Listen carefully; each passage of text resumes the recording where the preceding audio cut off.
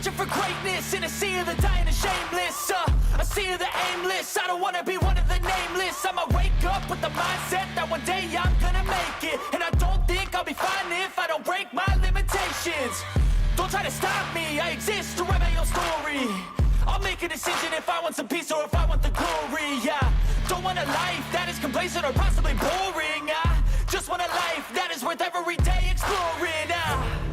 My whole life I just wanted someone who would notice me. My whole life I just wanted to be somebody to be. Yeah, I just wanna be great. Yeah, I just wanna be great. Yeah, I just wanna be great. Yeah, yeah, I just wanna be great. Yeah, I just wanna be great. Yeah, I just wanna be great. Yeah, yeah,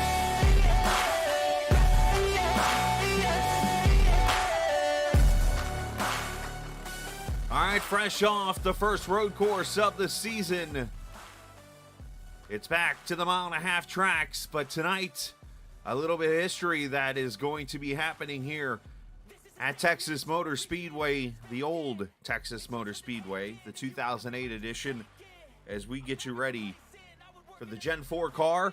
However, it is the ARCA, All American ARCA Series, presented by Whiteriver LLC. It is the 7th race of the season, and we've got ourselves a fun show ready to rock and roll. 71 degrees, 33% humidity, partly cloudy skies, 10-mile-an-hour winds. And a reminder, you can always check out the All American ARCA Series on Facebook as we hit the 1.5-mile Texas Motor Speedway virtually. I'm the captain, Chris Scala, and we welcome you into 9,700 RPMs of racing and speeds of 200 miles an hour in the corners. Remember those days of NASCAR? We get to do it tonight here in Texas. I'm excited. Hopefully you are too, to be here. Got a lot to catch up on here. A little bit of a shortened pre-race show. And you can thank work for that, but we won't get into that too much.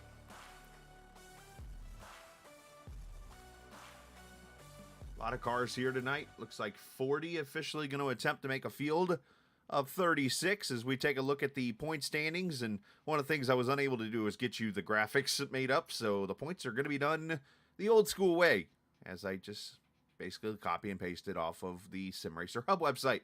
Brandon Barkuski leads over Jonathan Cutlett by 4 points. Christopher Heller is only 24 back. David Tooker, last week's winner at Sonoma, he's there in 4th. Zach Henry there in 5th. As you look down through the top 20 of what we see right now as we get ready to go racing, got some great battles. Look right there from 7th, 8th, 9th, 10th, 11th.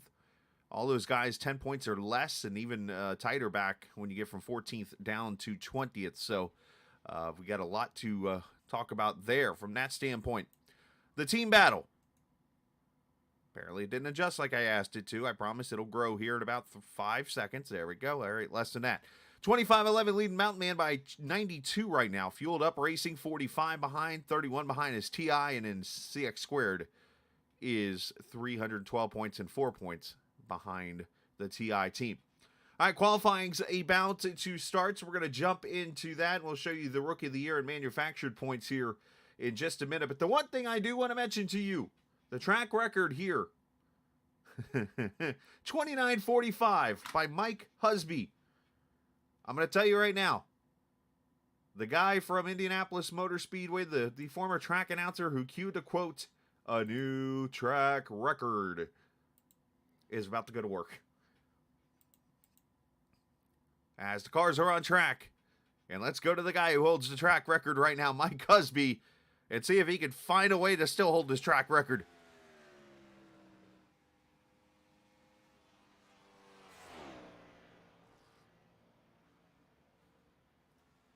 As Husby crosses the line, down the back straightaway, that car is hauling the mail. Down into the 3 and 4, you see Bryson now in the purple. Car's going to get a little bit free.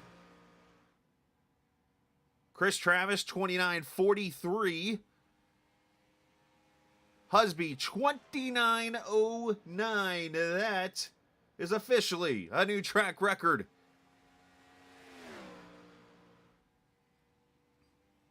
Barkuski to second.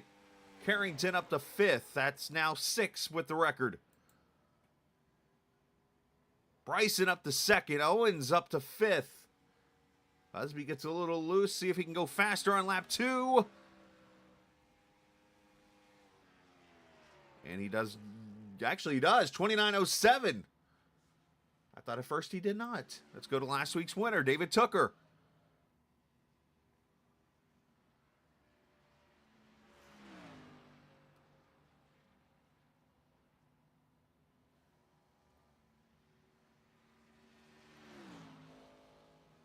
And of course, this is all, by the way, part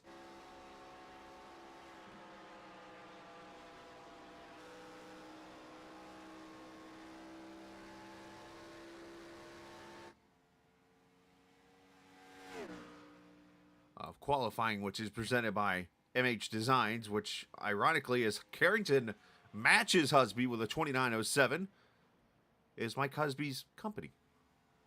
As here's David Tooker on track.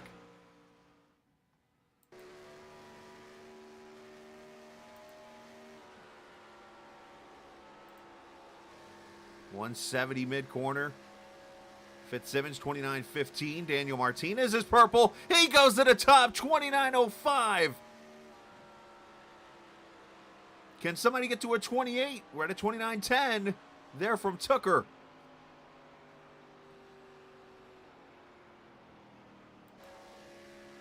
Here's Zach Rogers.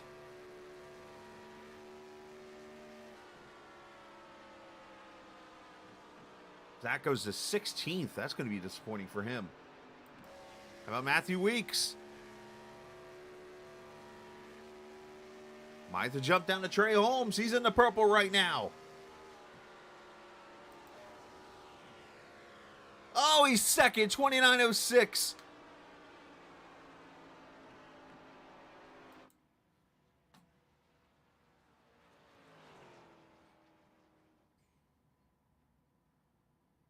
Cutlip to the top, 29 flat.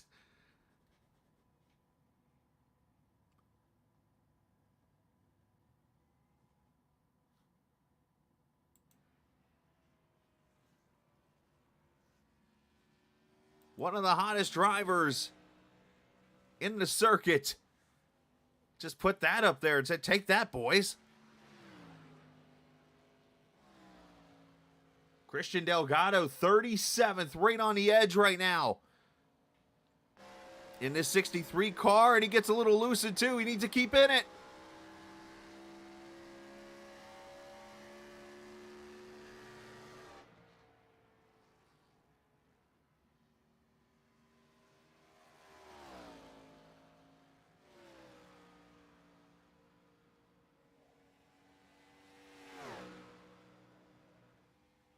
And unfortunately, that loosened too just hurt him.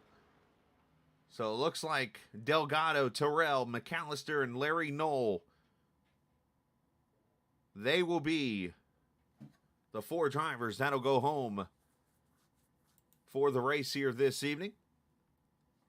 All right. And a big congratulations, as I said,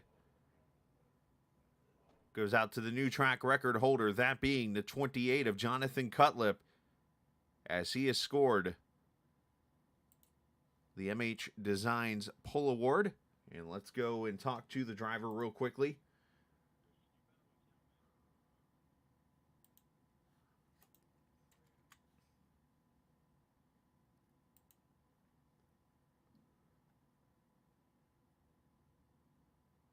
If I can even, he might not be in chat actually. Unfortunately for him. All right, well, anyways, congratulations to our pole sitter as he breaks a track record, 29 flat. And, of course, that is brought to you by MH Designs. Big shout out to Mike Husby, who had the track record until that moment. But you can check out his awesome designs, as always, out there on the track. His See cars out there. They'll do this little mock run here and then get the race started here just momentarily. They'll have another 5-minute session, I should say.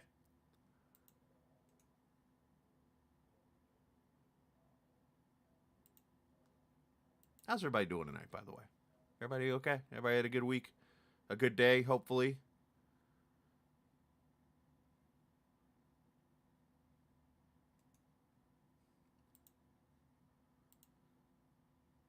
All right, let's take a look at the Rookie of the Year points. We'll keep those on the side of the screen. There's Zach Henry, Stephen Miles, Tim Abril, Mark Whitley, Kyle Heath. Those are your top 5 right now in the Rookie of the Year standings. They got their own separate standings that they keep together, that they do a different way than like a regular race.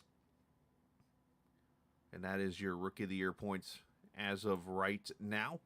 If I can click the right buttons. Manufactured points are a little short here, but there we go. Let's stretch them out a little bit. Toyota with a 2-point lead over Pontiac, Chevrolet with 26, Dodge, Porsche, and Ford leading up the bottom 3 right now here in the 6 manufacturers that are in the series tonight. And I see Jeffrey see the message you've put out there, man. Sorry for your loss. Thoughts and prayers to the family and friends of Jeffrey. I know it's a tough situation to go out here and do tonight, so all the best to you guys over there.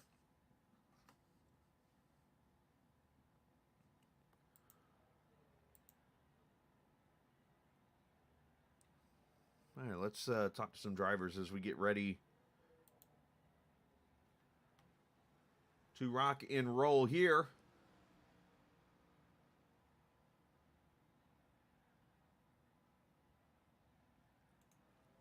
Bring up the guy that used to have the track record. Unfortunately, he's lost it, but more importantly, he does sponsor the Pole Award too, and that's, of course, Mike Husby. Mike obviously just fell up a little short there for a while. I'm like, man, he's going to get his own record back. That's going to be awesome, but fell up a little short there. But I'm sure the race car feels better than it did qualifying. Yeah, in practice, I noticed that it gets a little bit tight, so we're definitely not going to do what we did last year and try and stretch it out to a 5-second lead and then have no tires left at the end of the run. So we'll just take it easy and keep the tires on, and hopefully it'll be a good run tonight. Well, of course, the fuel mileage in this car is a wee bit worse because obviously the higher horsepower, bigger engine, and that kind of thing. So it looks like tonight might be a 3-stop race instead of a normal 2-stopper. Does that change kind of how you approach this? I think in general, you just try to keep the tires on it and make them last as long as possible, obviously, and then hopefully go crazy at the end. That sounds about right, man. Well, hey, best of luck. I know you got yourself a good starting spot. Let's see if you can finish it up. Yeah, hopefully I don't get run over this time. Yeah, don't do that. That's never a good thing. But hey, appreciate your time, buddy. Thanks. Nobody run over Mike Husby, please. Unless you're Casey. Then he might be okay with it. But we'll see. Yeah, let's move him down to his channel. Now, there's Jonathan. Somebody must have been listening and brought Jonathan over here to me. Appreciate whoever did that. And you can go get a free bowl of ice cream from your freezer. Anyways, Jonathan, thanks for joining us here. Of course, your poll tonight. So, like, what was the difference between a 28.99 and a 29? Pretty much just the track conditions. I think it warmed up a little bit from practice, so it's just generally a tiny bit slower. I was going to say, man, so close, but still. Got the pole award, and now you're a track record holder to add to the million things that you've already accomplished so far this season from the multiple wins and stuff. How you feel about the track race-wise? Of course, tire wear is going to be pretty big. Fuel is going to be a big thing tonight because obviously we're going to burn through more fuel in a run, so I think we're going to see more pit stops and stuff. How much does that affect the way you race tonight? I'm kind of nervous. I'm thinking it's going to be a huge track position game again. I'm expecting a lot of strategy because tires are going to be huge tonight. There is a huge drop-off between new tires and 5-lap old tires, so it's going to be something to keep an eye out. So also, last season, if you remember, of course, you were in this race, I believe, we pretty much played follow the leader for the most part, right down on the bottom line, because it was like if you got off the bottom line, it was almost like an IndyCar race here, and the car would just go to the wall. Are we feeling the same thing still? Yeah, it's still pretty similar in that aspect. It's a little bit looser up in the second groove, and it gets tight in the third, so it's gonna be bottom dominant. All right, my man. Well, hey, great job. Congratulations on the MH Designs Pole Award. And maybe we'll see you in Victory Lane tonight, even though it's usually every odd week. Yep. Hopefully we get our night. All right, buddy. Sounds good. Be safe. That's Jonathan Cutlip, your Pole Award winner tonight here at the Virtual Texas Motor Speedway. Appreciate his time, and again, appreciate MH Designs. All right, so if we're having a little fun here for a second, of course, if you watched the Tuesday night broadcast I did, you might have seen a looser side of me. Well, part of that with help from the series, they wanted me to do this, and I'm like, man, this is going to be fun. So for the rest of this season, if your parents, I say parents, or if you have a wife, if you're in your 40s or 50s, might like to go play bingo. My mom was one of them bingo players.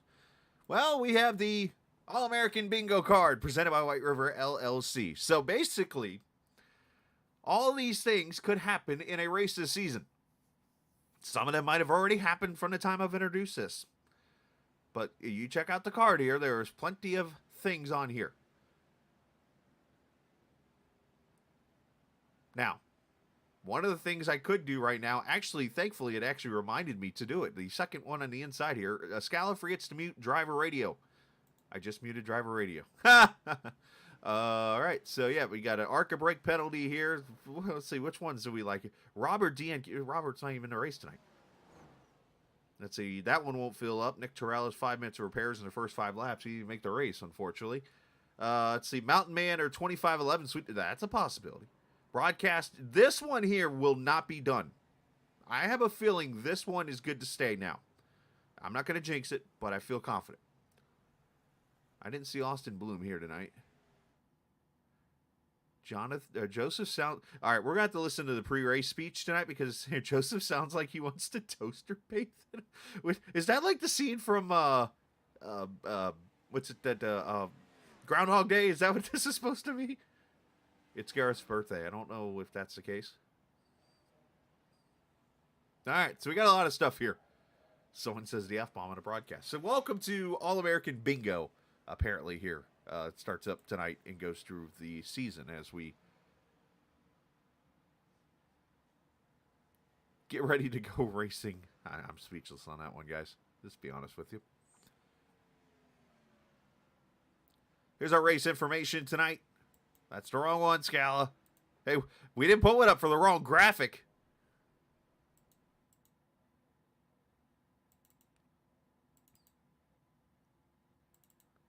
There we go. As I said, there's the race info. All right, so I'm going to shut up for a second. I'm going to turn the audio on. Let's see if we can hear the boss man and see if he sounds like he wants to sink himself in a toaster bath. Our new extra 150 or so horsepower, so this should be a fun one today. Rules remain the same as they have been all season.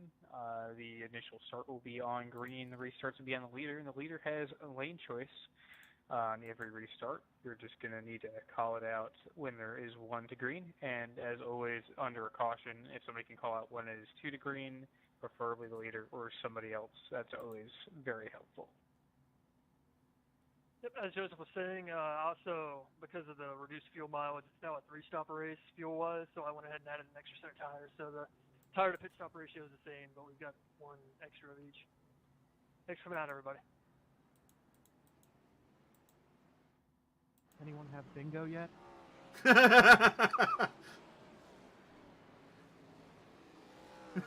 There you go. So you got to hear it. I've turned the audio off. I am going to bring Casey up here really quickly.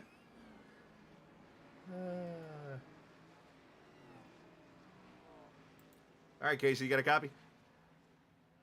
All right, so quick, just checking here really quickly. Did we actually listen to the meeting just now? Does it sound like a toaster issue for Joseph tonight? Sorry in advance. I don't understand what you're saying. Well, you asked about a toaster on the bingo card. We're trying to cover the bingo card here. Yeah, I helped you out there with Modal. Thanks for coming out. That did help the bingo card. I said that. That did help. So, all right. Well, hey, best of luck. Just checking on the scale here. So, good luck tonight and go fast. Thank you. Absolutely. Casey, thanks for watching, everybody. There you go. Casey Carrington for Getting ready to go racing here at the Texas Motor Speedway. We'll get him down to his channel really quickly as they get ready to come to the green flag. Race number 7 of the season, and the first time on a 1.5-mile track with the Gen 4 cars at 950 horsepower green from Texas.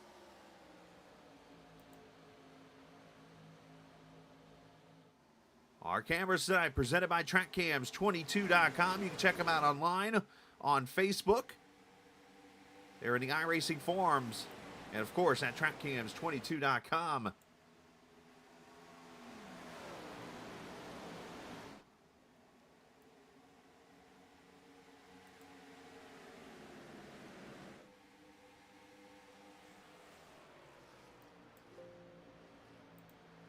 Alright, give me a second. We'll get the ticker fixed. Down the back straightaway. You see already Husby putting pressure on Martinez.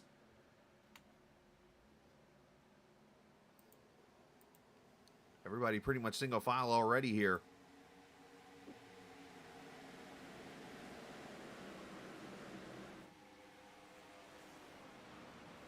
Now remember, this is the old Texas, so we do not have the different bankings here. We do have the traditional tunnel bump that sits over there in turn 1 and 2. And you have to drive this track way different than you do that new traditional Texas, if you remember that track. As back here, Alex Bryson under attack. That is the 36 of Tyler Burton. You see the 15 up the track. 72 going to fill it in 3 wide up the middle. Backs out of it as Zach Rogers to the inside now. You did a Hail Melon in a restored, I'm guessing it's supposed to be the word, or Restomod 1970 Camaro in a GT7 race. I assume that wasn't on iRacing, right?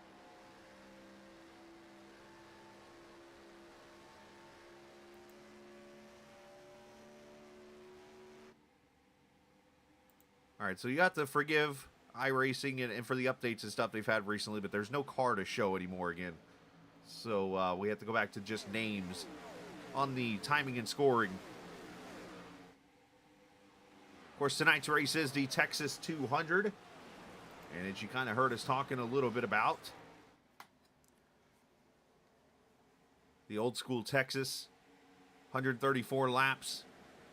Fuel mileage going to come into play now, likely a 3-stop race. As you see Penn back there in the 30 car. He's making some moves at about the 19th position here inside of the 14 of Delph. As Cutlip leads by 2/10 over Mike Husby, who's now second. Brandon Barkuski has moved to third. And you heard these guys talk a little bit about how track position and how tire strategy is going to come into play. Ah, thank you. I was trying to figure out if you were actually, if like there was a such class as GT7, because I know there's like GT3, GT4, and I'm like, is it really a 7? I mean, what are you guys driving, bicycles? Up front, here comes Husby.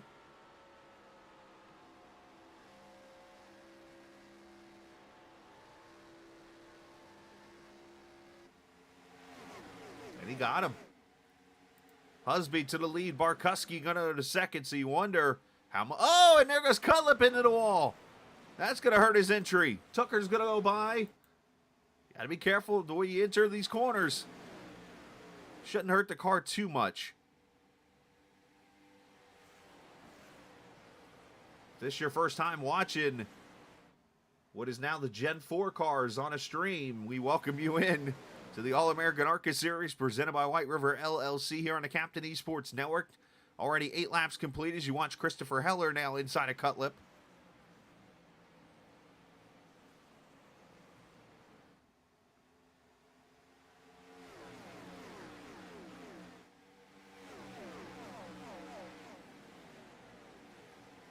So one thing that is different about these cars, the ARCA cars, you can almost just roll out of the throttle and lean back to it to get the speed out of it. As you see Barkuski go up the track now, that's going to bring Tucker in. These cars are a little bit different. You actually got to kind of drive it in an old school way. And what I mean by that is you almost have to use the brake pedal to set the nose. Of course, as you know, these cars travel. back in the day with the valence and stuff. And if you look really closely, you'll see the valence is off the ground a little bit. And then when you go into the corner, you notice the car sits down. So basically, you have to hit the brake pedal to get that nose to sit down and get all the max downforce on that car. So kind of an old school way of setting a nose and making this work out. Got it. Okay. I can't believe GT's gotten to that part in the sim. I remember like GT1. Uh-oh, Trey Holmes in trouble. Or just blinking out, I guess. Never mind. Trey will be okay if he comes back.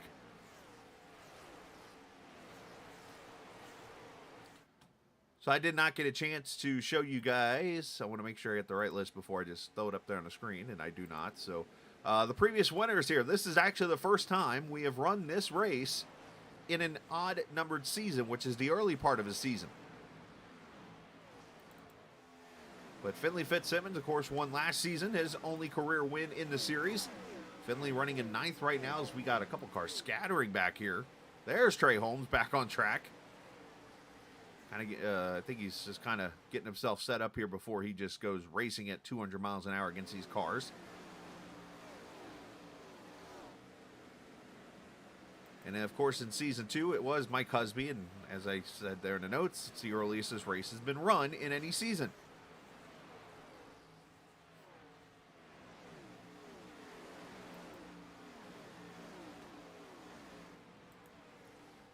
So up front, Husby leading.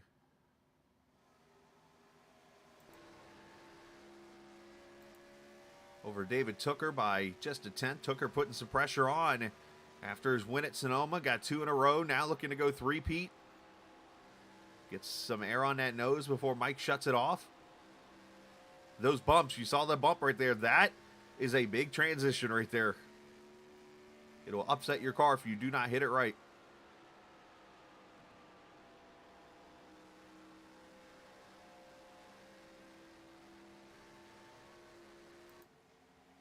And here he comes. And just like that, David took her to the front. So already a third lead change in this 200-mile race.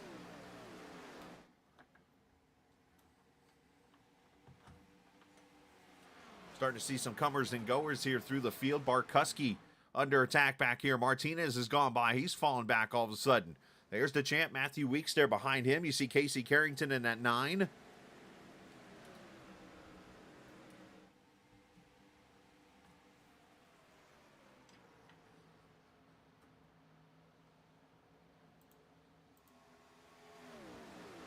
$17 viewers watching tonight. Appreciate you guys as always.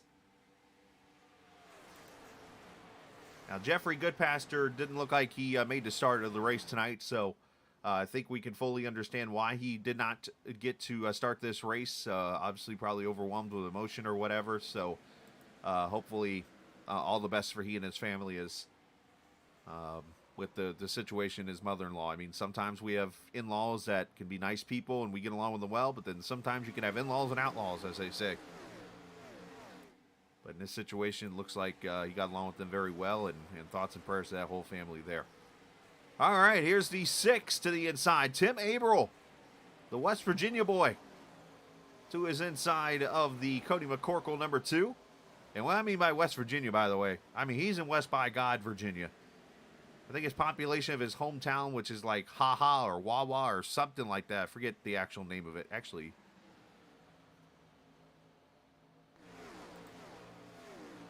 there. No, that's Cody McCorkle. Hang on. He'll pop up right here in a second. Paw. I was close. And yes, I know it says winner at Sonoma. That's only because I didn't update the graphic. Paw, West Virginia, which, by the way, is like all of like 30 people in that town. It's kind of funny in chat earlier. He said to his team that he had to take the trash up the hill. And, of course, me being the jokester I am, comes back and says, hey, for those who don't know how to speak West Virginia, that means he took the trash to the dump or to the dumpster.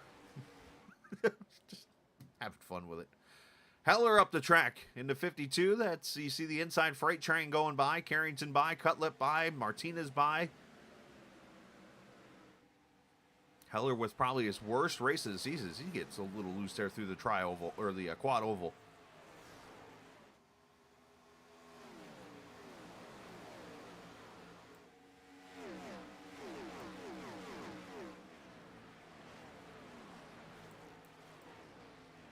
So you heard the tire wear falling off in his car. We're already at 30.95s, 31 flat. So that's about a second and a half off the pace, 20 laps in. So with the 85% fuel,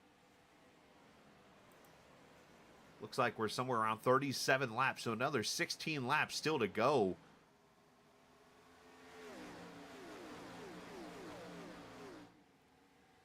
I mean, you almost wonder if somewhat maybe you throw a tire strategy into this instead of a fuel strategy. As that Pontiac, that just looks dancy right now at 52. Biggest mover, Tooker, obviously up 6 in the lead. But how about this guy back here? Let's go to 25th. Jackson Van Pelt, that 25 car, even though it's got no 7 on it. The Lucky Charms mobile, feeling pretty lucky right now. As that Impala up 11 spots to 25th right now. After starting dead last on the field. A little scratch there on the right side. But that cereal box looking pretty solid so far this evening. Burden. Now 36 inside of the 52. That is for the 10th position, or make that 9th position now. Tyler having a good run so far.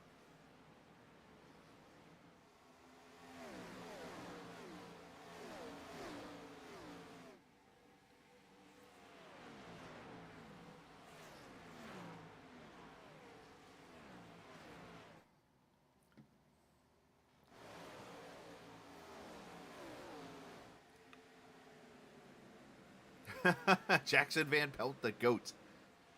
I know of another Van Pelt that was pretty good at doing things. He was on TV. Pretty tall guy, too. Look at this. The tire's coming back. I was wondering, Tooker going up through the field, +6, if it would fall off. And the whole field is accordion back together now.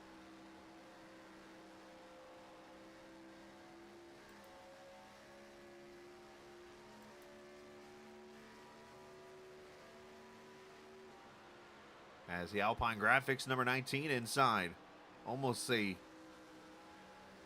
Waste Management Sterling Marlin paint there on the 19.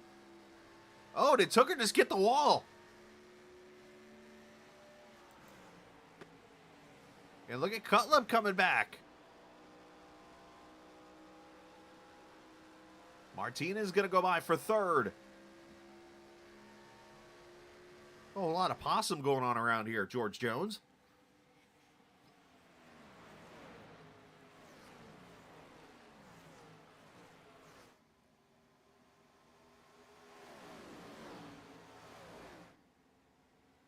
So Tooker falls all the way back to pretty much where he started the race.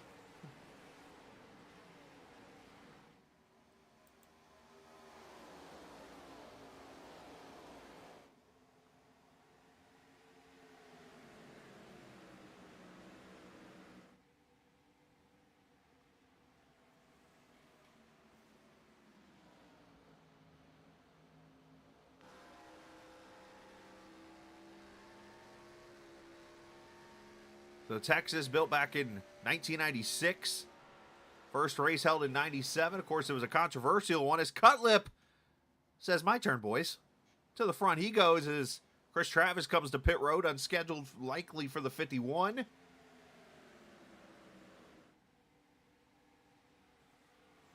And what I mean by controversial is the first race in 1997 had a lot of rain, actually a tornado warning the Friday before in qualifying. The race got started, and, well, Texas Motor Speedway had a rough start. And what I mean by that is the word weepers came into play really quickly. All that rain and track kept seeping, or the track kept leaking water through it. Then, of course, the green flag came out in the race, and half the field wrecked. That race was won by Jeff Burton that day. Then about 4 years later, after the surface was having all kinds of issues, they repaved it. And from 2001 all the way until a couple years ago, this track was the way it is now. It was a favorite of a lot of people. His teammates making moves here. Carrington going to go by the 19 here as Husby just lets him go.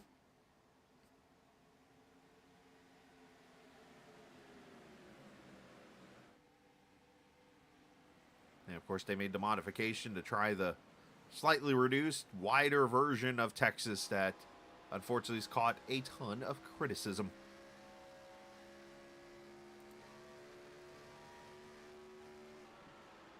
Sure chant Matthew Weeks. Let's actually go on board with Matthew here. Let's watch the RPMs. Let's throw up the old dashboard here and see what we've got. About 189 down to turn 1. Got to almost let that bump come through before you roll back to the throttle. Sawing on that wheel a little bit. About 9,000 RPM. As you see Martinez up ahead there, go to the front in a 3 car.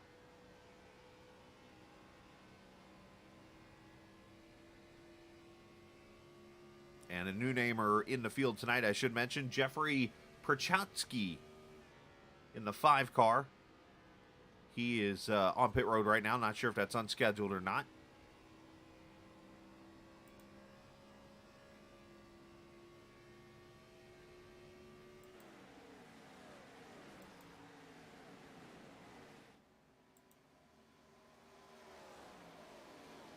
Stephen Miles, 8th position there for the driver out of Louisiana.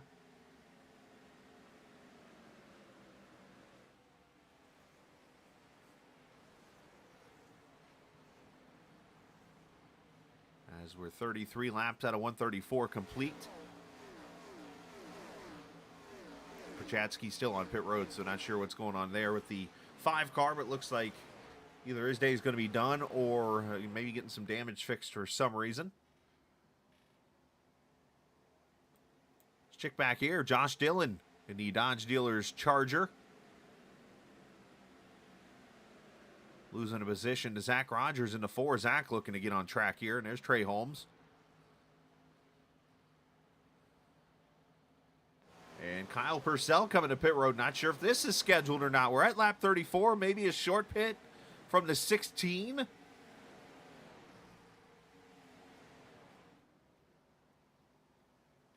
There's Abril there in the 6 trying to catch Dillon himself. You see the track rubbering up a little bit, but not sure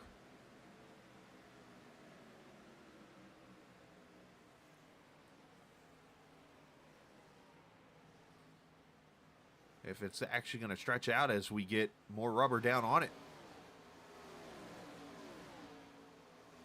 Okay, Nick Leo on pit road, and Purcell stop was a regular stop. It looks like 15.5 for him, so we'll see 16 on these, the 16 car with some tires. Larry McKenzie, Kyle Hall, Nick Leo all on pit road now, so I think we're starting to see the back half of the field come to pit road here to start the round of first, the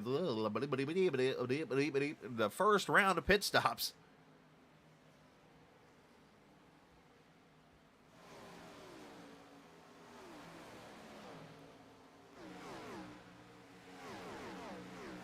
As you see the 52 just continuing to free fall. Oh, Barkuski gets ran over. Into the wall he goes. Not sure if something transpired there, if he called out his pit or whatnot.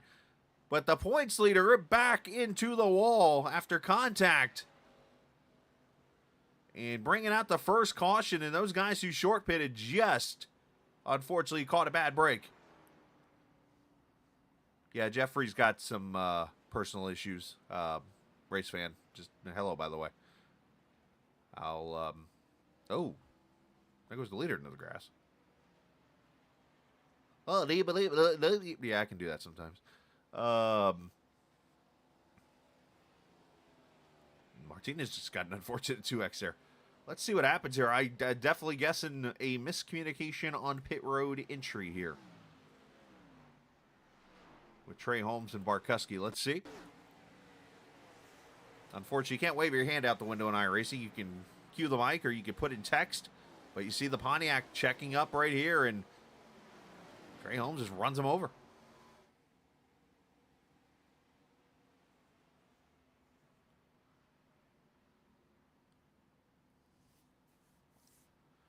And that should bring the leaders here to pit road. Unfortunate for Barkuski, as hopefully he can get that damage fixed.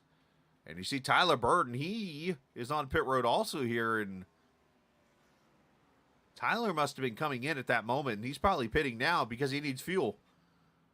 Not sure what that's all about. Usually the leader's the first one on pit road. But in this case, 36 is on, or 26 is on first.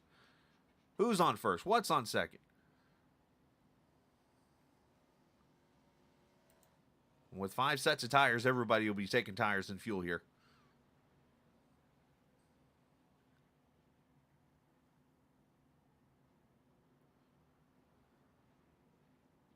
Ignore the 36 coming off pit road first, but Martinez will win the race off pit road.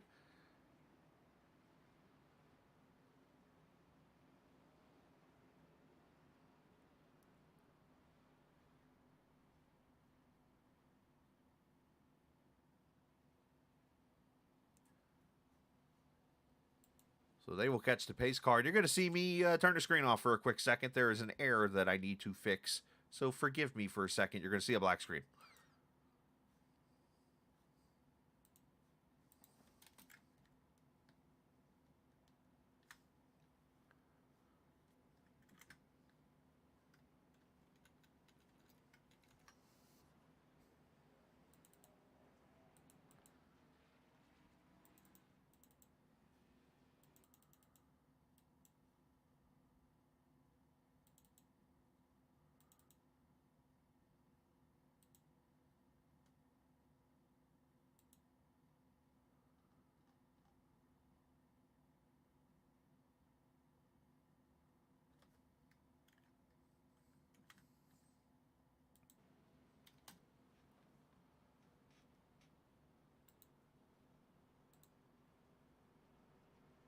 All right.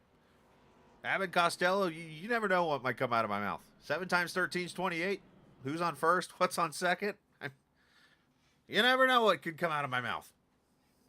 But thank you for cooperating there for that split second of black screen. I just had to fix a camera issue I noticed. And Caden, if I may ask, how do you know about Abbott and Costello? I mean, I have no room to speak, but, you know.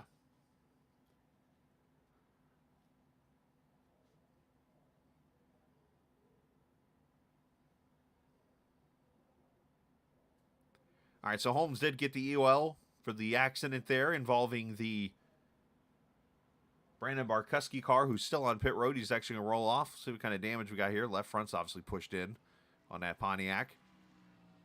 But the points leader in some trouble here.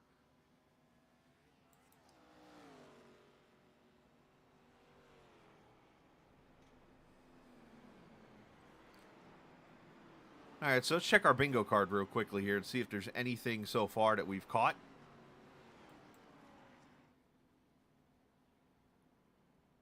Anything that we've seen so far. Well, we got more than 36 drivers attempt to qualify, so that one's good.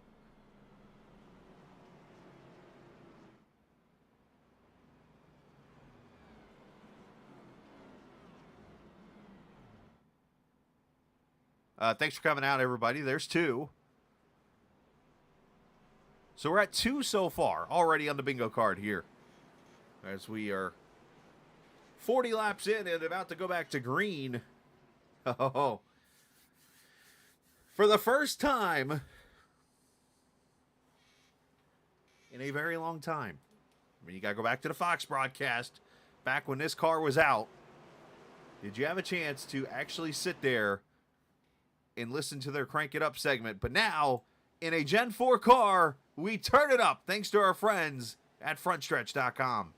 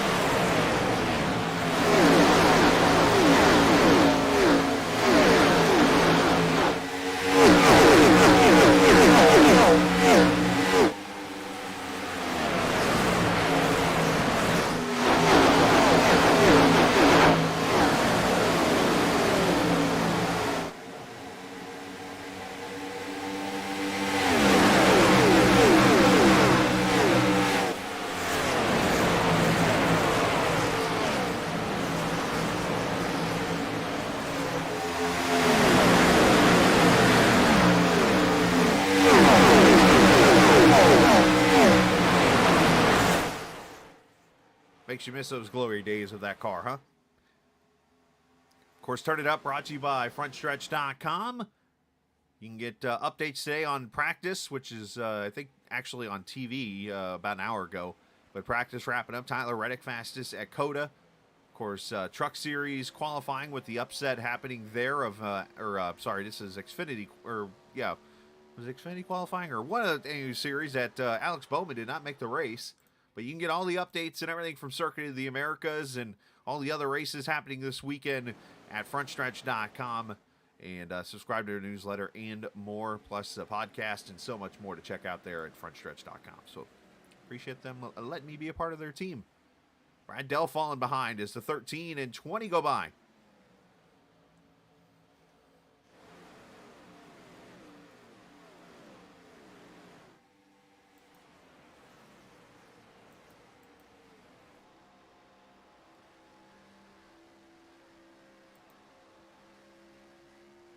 David Tooker, teammate there. Matthew Weeks, actually, as a matter of fact, a whole bunch of teammates up front there from the Mountain Man Motorsports team.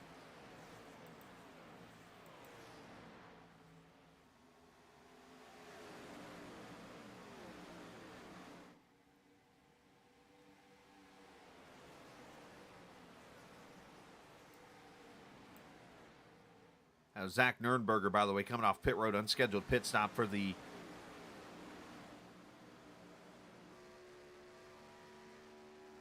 '32 car. So with that caution coming out, I get a chance to update you on this. Kyle Hall, Tyler Burden, Larry McKenzie, Chris Travis, Stephen Thompson, Tyler Whittemore, Zach Nurnberger, all a lap down now. Nick Leo off the track. He is behind the wall. And Jeff Perchatsky has gone back on track. He is currently 4 laps down in the number 5 car. As we see Alex Penn under attack right now. Inside comes Cody McCorkle.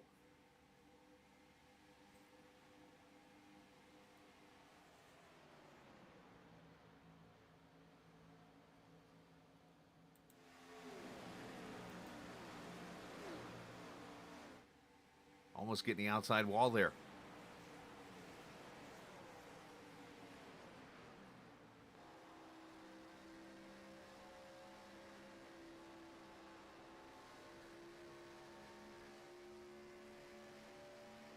That Porsche got some power in it.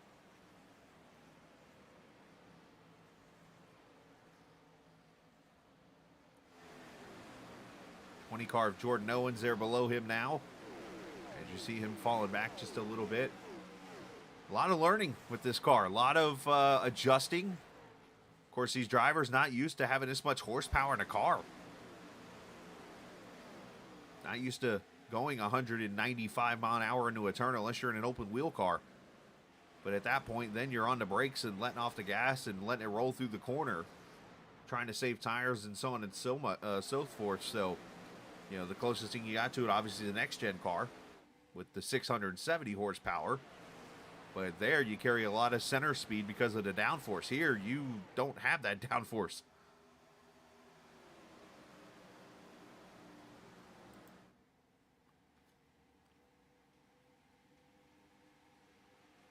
Keller putting his nose inside of Fitzsimmons. Finley doing just like he did last season, just kind of hanging out. And he made the right moves at the end of this race last season, went to victory lane. As Craig Martin coming into the pits in the 22 car. Not sure what's going on there.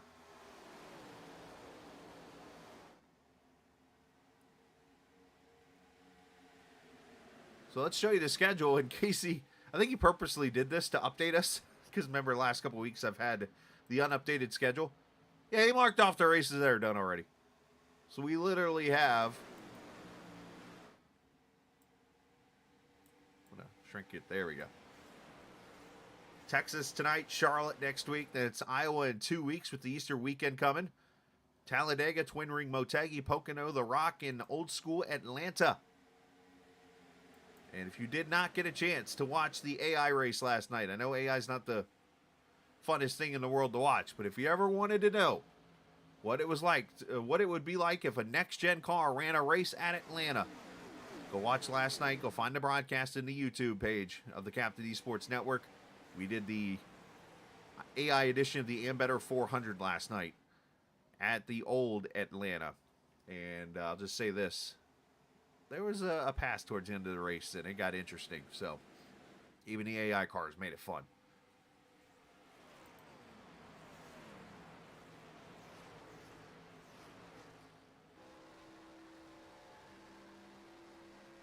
So right on board with Husby in the 7th position.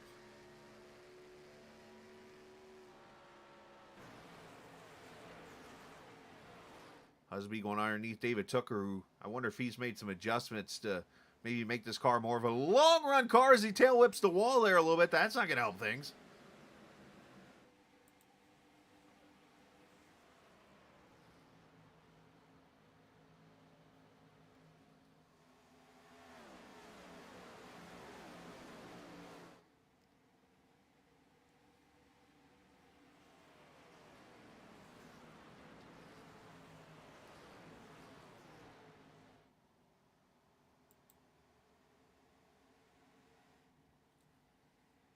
So everybody's single file up here front, in the front, as Daniel Martinez looking pretty good in the Dale Special. Jonathan Cutlip, pole sitter there, P2.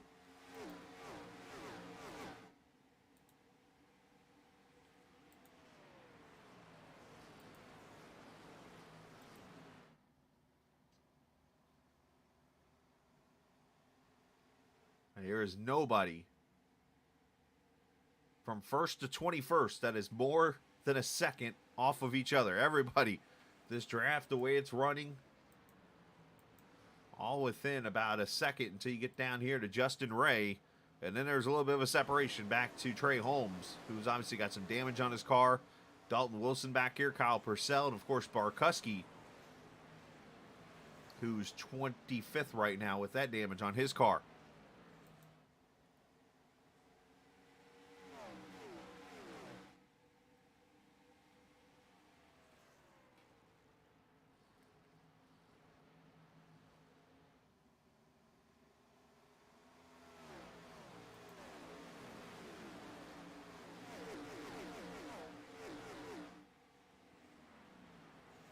Zach Rogers in the 4 looking at the inside of the 6 there. You see he's getting his nose in the air a little bit there. Trying to just get that little bit of downforce as you see Husby get a little loose.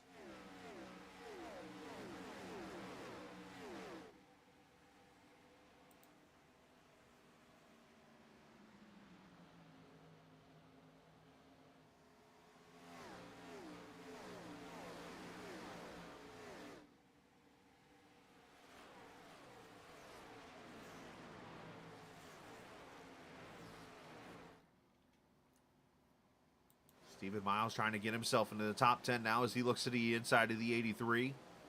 Bringing his teammate Bryson with him. I think Miles might have clipped the grass there, got a little loose.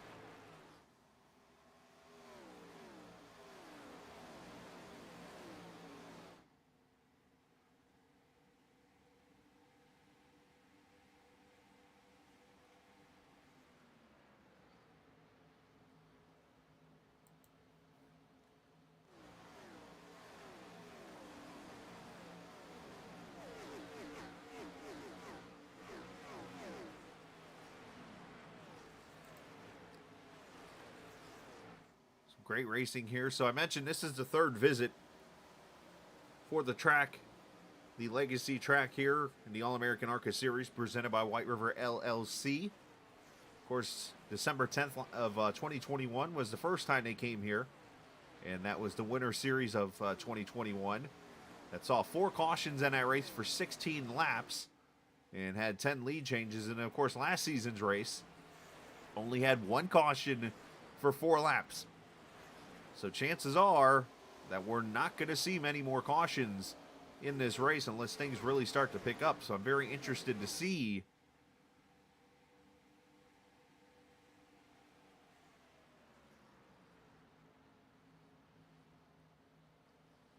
if this race carries that pattern, even though we got higher horsepowered cars now, or not.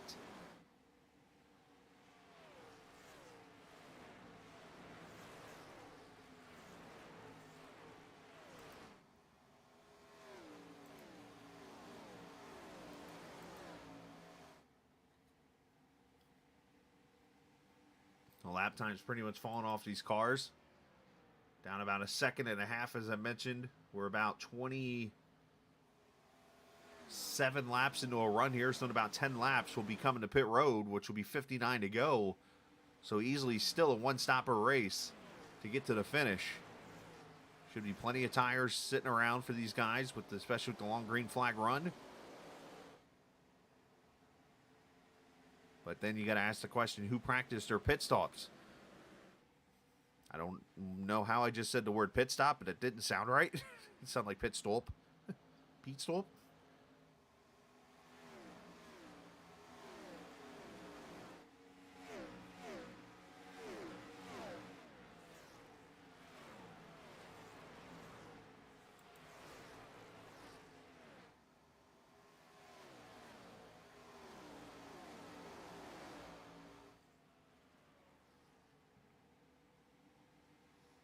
See Chris Travis on pit road again. Maybe this is a scheduled pit stop. I don't know.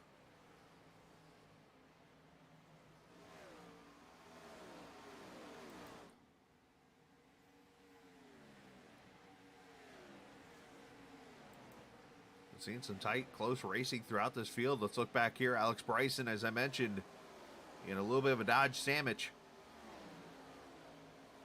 Got the 2 to his top side there, the 12 behind him.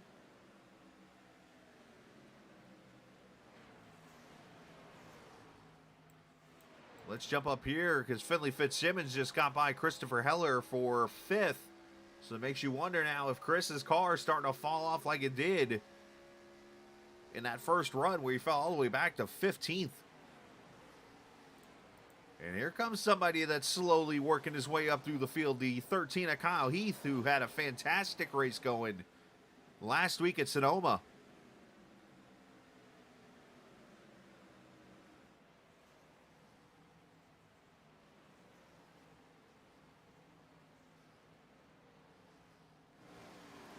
Kyle Purcell on pit road here. So we're seeing the guys that are trying to flip the pit strategy, I think, now, as we've seen it for a second time in 2 runs. Trying to short pit and maybe get some position track-wise, but you heard earlier in the conversation we talked with Jonathan Cutlip. He said these tires, after about 5 laps, go bye-bye. So how much will this work? Yeah, it'll get you track position, but when the tires fall off and then you got somebody else coming out with new balonies on that car, it could really get interesting.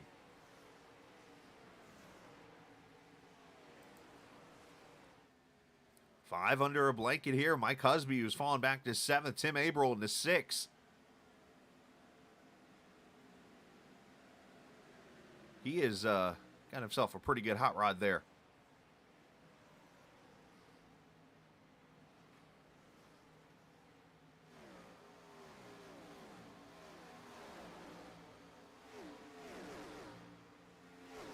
As we've just passed the halfway point, by the way, 67 laps complete is when the halfway point was. We're at 71 now, so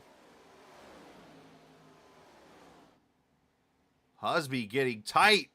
Had to get out of it there. Almost got loose, and then you see Tucker kind of catches the grass there. Got to be very careful. Thankfully, it doesn't do like what it did to Dale Jr., what was it, about 6 or 7 years ago, where it completely shredded his left front and then blew his motor.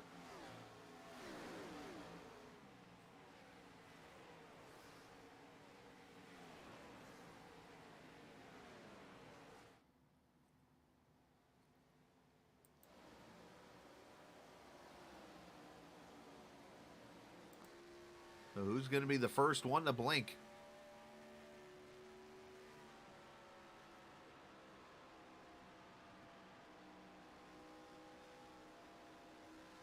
Kyle Hall now on pit road. Kyle enjoyed a weekend last weekend at Sebring for the actual 12-hour event.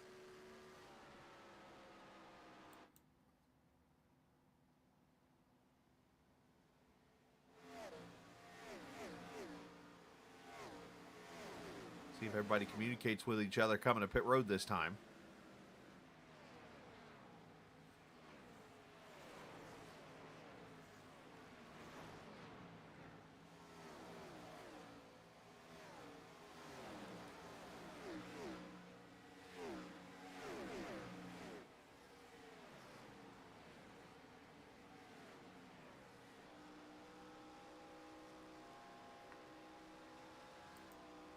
Alex Penn making a pass to McCorkle. And here comes our first of the leaders. Mike Husby going to be in. You see Craig Martin into 22 on pit road. Here comes the 19. What in the... Do we literally have a hazard car in this race? Oh, I'm going to have to go check that one out. Right side tires, at least on the 19 here. Should be forward fuel easily. And this might trip the guys to come to pit road here. Yep, here comes Heller. 14.4 for Husby. Good stop there. Here comes the 52.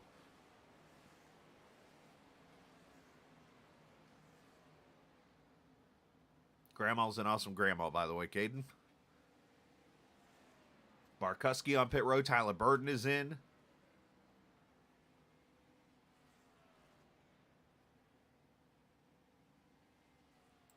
Here comes Carrington to pit road in a 9. Remember, one of the bingo card moves is when Casey makes a mistake coming to pit road.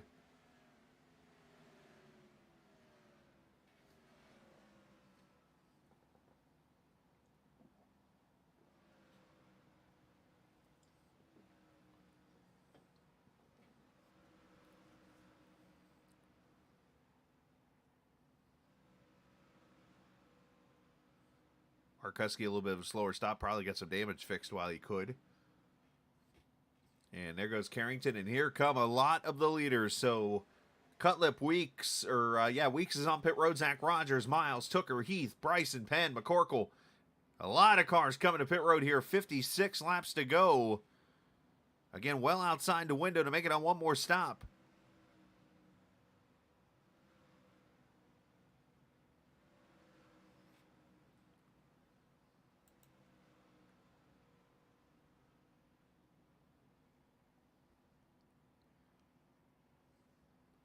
Good stops for everybody. 15-1, seeing 15-8 there on Rogers. That was a little slower. And that hands the lead to Finley Fitzsimmons. And now here he comes to pit road. Not sure if you're supposed to drive through about 600 pit stalls, but he did. Here comes Martinez in.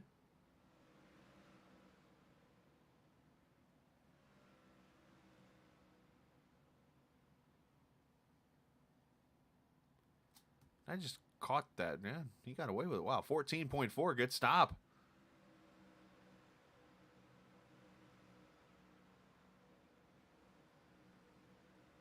Anybody else catch that he's like way ahead of the 3 all of a sudden on pit road? Did I miss something here?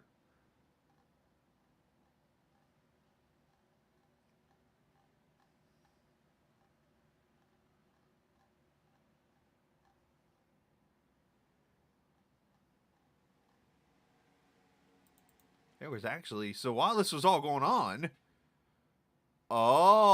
Martinez took a very conservative path to 3 and 4 on pit road. Now, okay, this makes sense now. I see. All right, so just like that, pit stop cycle through. Christopher Heller goes to the lead over at Carrington. There you see Mike Husby now 3rd, and then Jonathan Cutlip some 3 seconds back. He's got Matthew Weeks there with him as they go by Chris Travis into 51.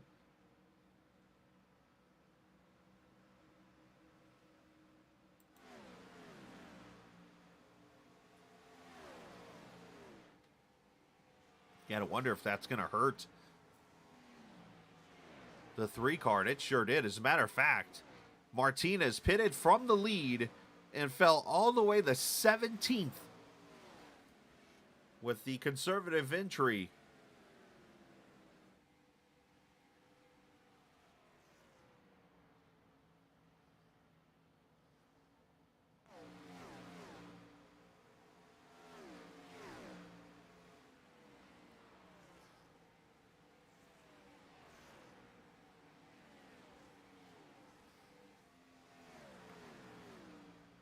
So you wonder if Martinez is going to come roaring through the field now. He's got a car that can do it. He's just got to be patient. And the other issue he's got is only 51 laps, so he's got to be patient, but he's got to hurry. The biggest hypocritical thing to say, or oxymoron, whatever you want to go with there.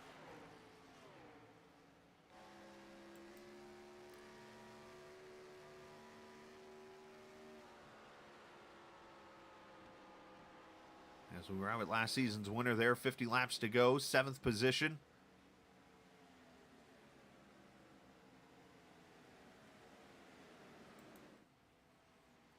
And here, Matthew Weeks in the 11 car looking to get his season on track in that Dodge Charger to the 4th position.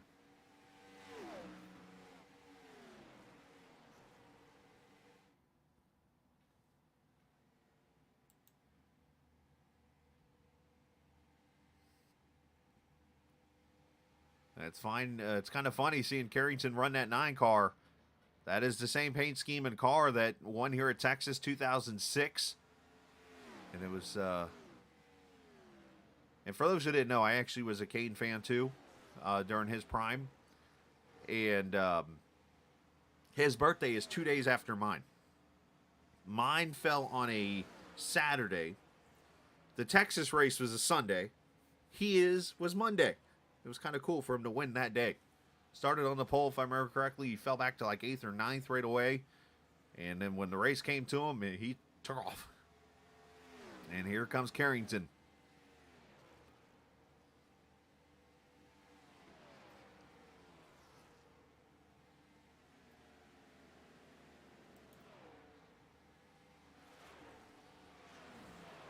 Couple of battles out here on the track. So this is Kyle Heath here at 10th position with Josh Dillon, Alex Bryson, and then Martinez rolling through the field here. He's gone by McCorkle and those guys. Now looks to the inside of Alex Penn. So Martinez is driving pretty strong right now. Trying to get back through the field. As up front, Carrington goes to the lead.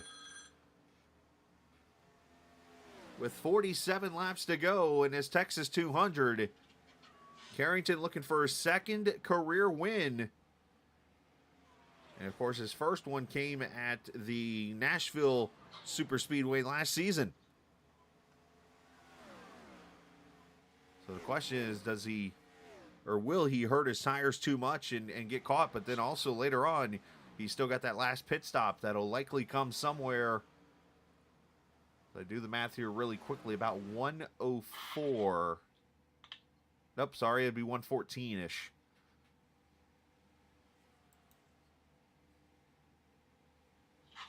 As I'm going to mute my mic for a quick second.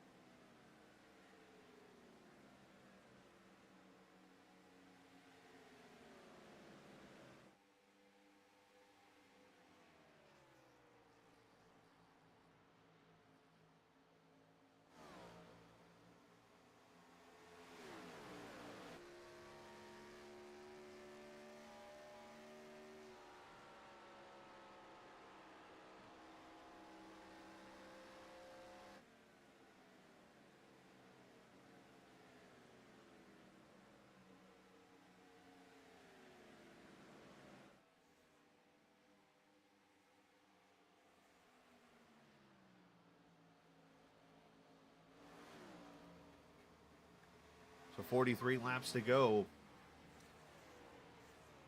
Fitzsimmons holding off Rogers right now. As we saw, he actually had a pretty good car in the long run here. He's 6.5 back. Cutlip's about 3 seconds or so ahead of him in that 28 car. So it's a matter now of time to see who has got the car built for the long run, who's got the car built for the short run here.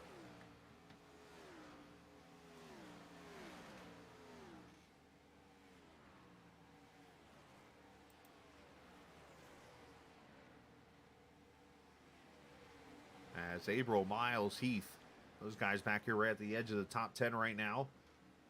Daniel Martinez continues his march as he's up to the 12th position now, and he looks to the inside of Bryson. How much is he hurting his tires going up here through this field? Showed he's one of the fastest cars on the track, but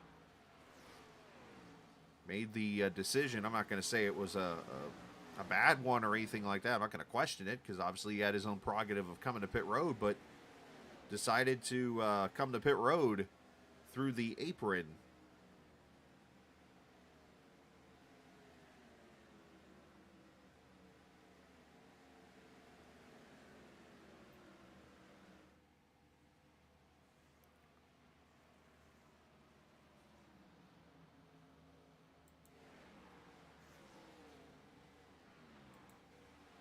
Jonathan Cutlip coming to the back of Matthew Weeks here. This could be a battle for fourth with teammates here.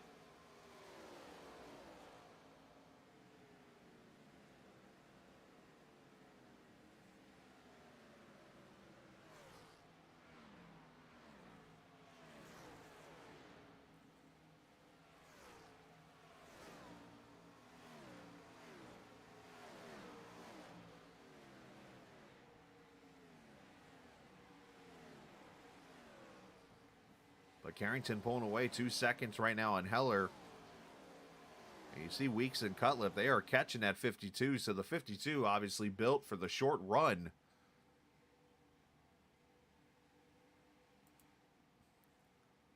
You see everybody pretty much spread out. Got a little bit of a battle here. Justin Ray coming up to Van Pelt. Battle for 21st here. These guys are about 25 seconds off the lead lap.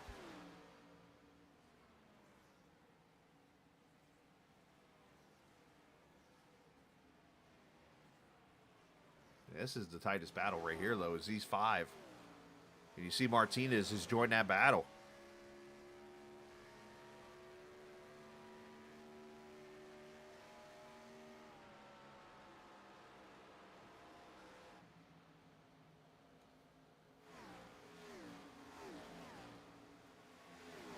So the window's just about open right here. If anybody wanted to try to short pit, I would probably say not a good decision, but I wouldn't be surprised if somebody tried it. Come to pit road here, get the tires on, go to the finish.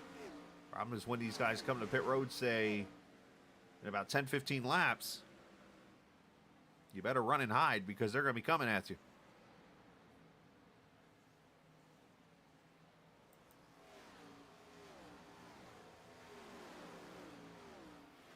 Again, big shout out to TrackCams22.com, of course, our camera sponsors for the awesome package that, even though, yeah, it's the older Texas, they still have one from back in the day.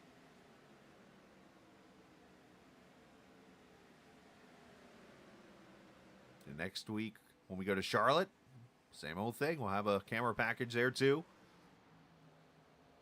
for the World 200.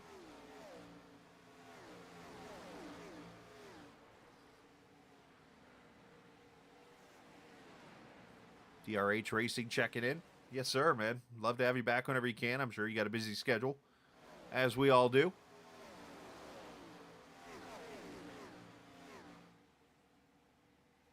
So we didn't get a chance to check this out, but Larry McKenzie. This car. Look at this.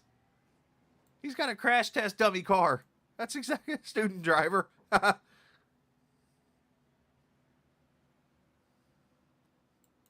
See, if I ran a league, and we've actually done something like this in other leagues, if I ran a league again, I would make whoever was the first caution of the race run a paint scheme like this every week.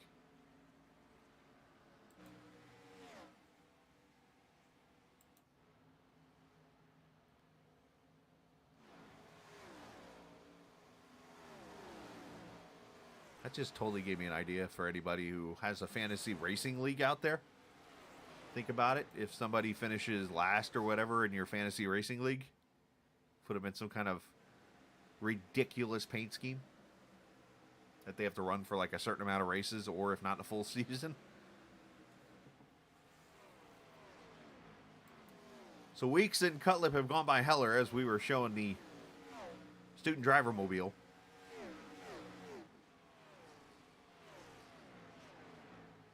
So Weeks up to second, Cutlip up to third, Heller back to fourth, and Fitzsimmons, who's actually one of the faster cars on the track, up in the fifth spot right now. And let's take a look at lap times as we cross the line here.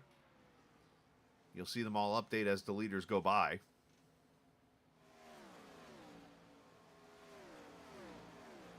You see Weeks a little bit faster than Carrington, so is Cutlip. You can see Heller back here with a 30, and then an 18 from Fitzsimmons. And then look at Husby, a 55. So, I mean, we're seeing lap times on top of another, but you're definitely seeing the difference in who's saved and who hasn't. Let's watch here this time by. Carrington with a 21. Weeks with a 14, a 15 from Cutlip. Heller a 53. And then Fitzsimmons ran a 10, a 42 from Husby. So Fitzsimmons, obviously the fastest one that time by.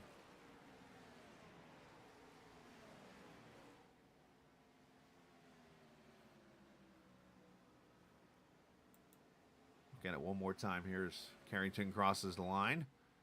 33 that time by, a 19 for Weeks. 22 for Cutlip. Heller ran a 52 again. Good job in the consistency. A 27 from Fitzsimmons.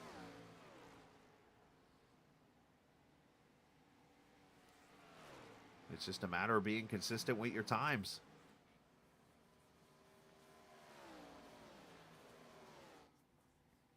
Martinez, for somebody who's had to pass 9 or 10 cars and get through the field, doing a good job with his lap times also back there. Notice he ran a 31-34 last time by.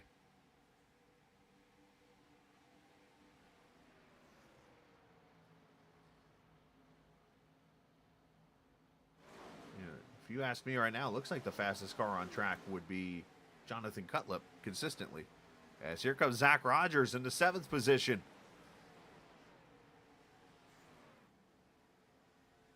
Husby slides up a little bit, and Rogers gets that nose into clean air.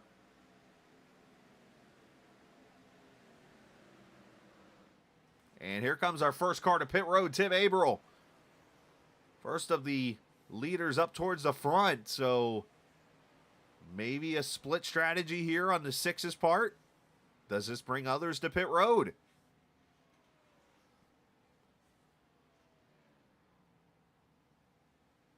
I'm actually okay with it. Here comes Carrington to pit road, so same strategy. Barkuski, who unfortunately had some wreck damage. The 6 has to lock it down back there, the 06, I should say. So it does bring some people to pit road. Husby is in. So the final round of pit stops right here, under green at least. There's only one thing that can hurt this strategy. We know what that is.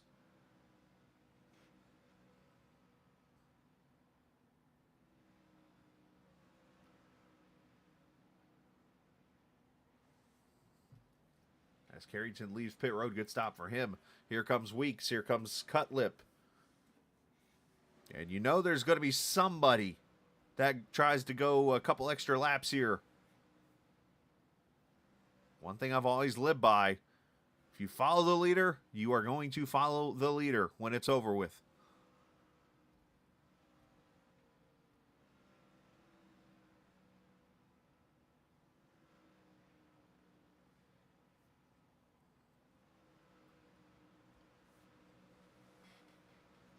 Kyle Heath, Trey Holmes, Josh Dillon on pit road. And that hands the lead to that guy right there. Zach Rogers in the 4. He's got Steven Miles there behind him. And there's Martinez in 3rd.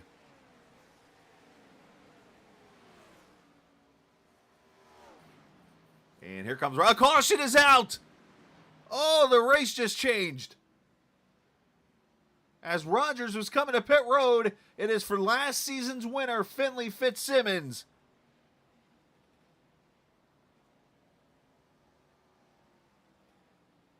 Oh, this race just got flipped on its head.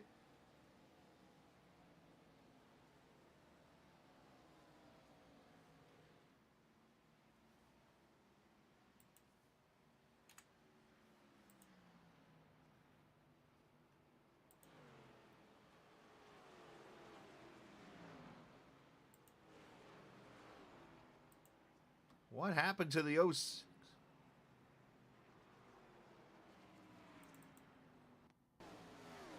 Was off turn 2. He's got Heller there in front of him. Car come off pit road, and, well, Heller was still there. In contact with Cutlip.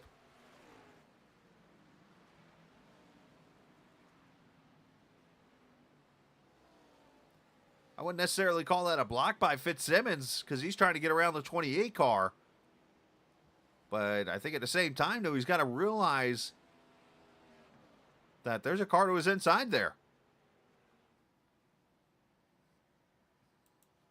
We'll come back and show that again, but the leaders are on pit road here, the ones that stayed out.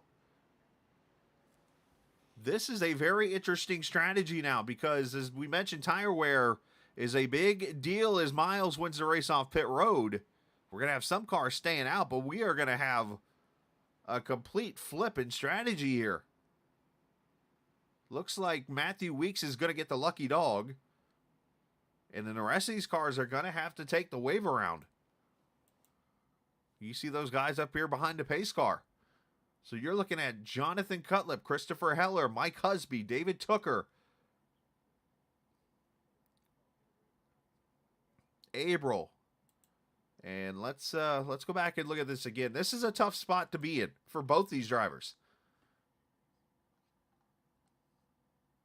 Because you're looking at a spot here where, let's go from the drone here. Finley and Christopher are coming up on a car that's come out of pit road. It's Cutlip. So, obviously, Cutlip is giving them the room to the bottom here as they've got all the momentum and the speed here. And you got to remember, bigger speed difference in these cars now. So, here comes Cutlip. Moves up the track like he's supposed to. Just kind of gets on the track, merging in. And then Heller gets a late run here and goes to the inside. Now, is this preventable? Maybe. But obviously, Fitzsimmons, you know, Fitzsimmons has still got the corner there to a point. And gets turned. So, for those with the bingo card of Fitzsimmons blocking, I can't call that a block. He did what he's supposed to do there. Just unfortunately, Heller had a good run and decided to keep his nose there and turn the 06. That's going to be a tough call on Mr. Penn's part to make. But I think in this situation, you look at it as just like driving on the highway. 99% of the time, if you hit a car with your front end, it's usually your fault. But, yeah, it looks like Heller's going to the back right now. So, now the one thing I will say is that you will see that in racing at times, too. A lot of communication like that or whatever. But this, like I said, changes things. Carrington stays out with about 4 lap older tires. He's going to lead this race. Kyle Heath is going to be second now.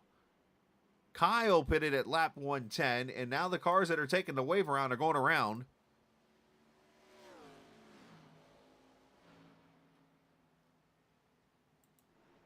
Martinez is going to be fourth now, so that caution helped him a ton. Zach Rogers is going to be fifth.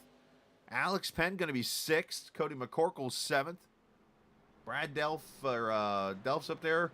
Raymond Aguilar, he's a new driver in the field tonight, running in the 11th position. Justin Ray 12th, and then all the cars taking the wave around here, coming off turn 4 now. And let's see if those pace lights come on. Yep, they're coming back on, so we're going to go one more lap.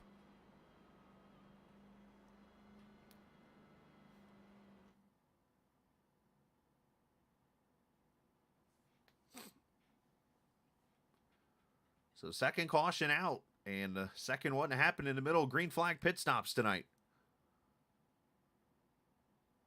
And for those just joining us, let's take a minute here and let's throw up the point standings. Entering tonight's race, Barkuski, who's had issues, probably going to lose the point lead tonight with his issues. And then Cody, I keep wanting to call him Cody Heller.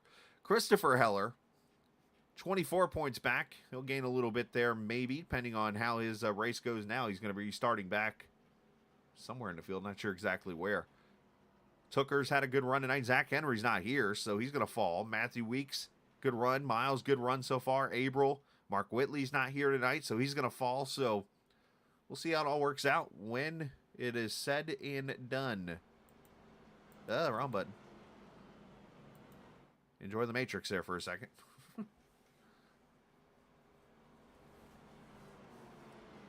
All right, so the top two cars stayed out here as they just pitted right before the caution. Your freshest tires, if there are such thing in this case, Stephen Miles right there in third. Daniel Martinez in fourth, and Alex Bryson in fifth.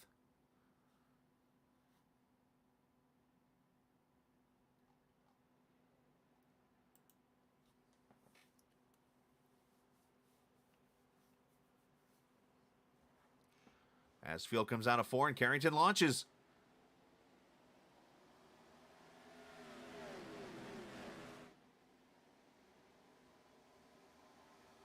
Does cautions breed cautions here?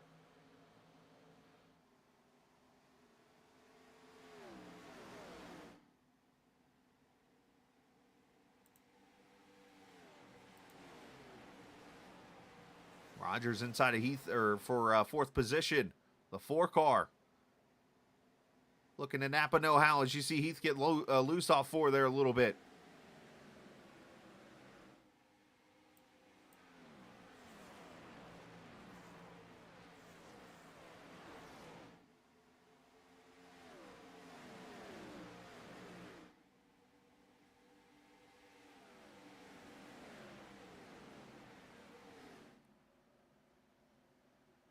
Daniel Martinez inside of Miles for second.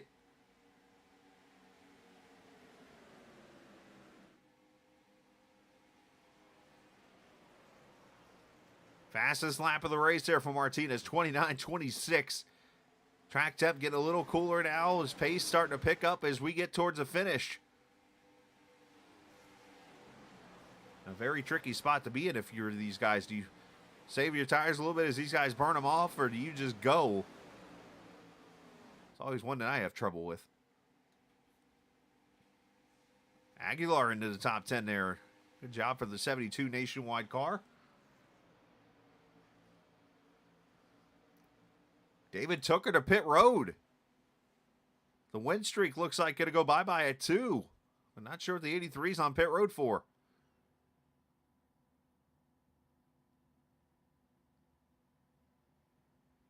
He's coming to his pit stall, so maybe he had a penalty or something for pit road. I don't know. As Stephen Miles falling back. Back to 5th now. Wonder if he's better on the long run. You see Rogers has gone by. Heath has gone by. And now here comes Alex Penn inside of Alex Bryson. The battle of Alex's.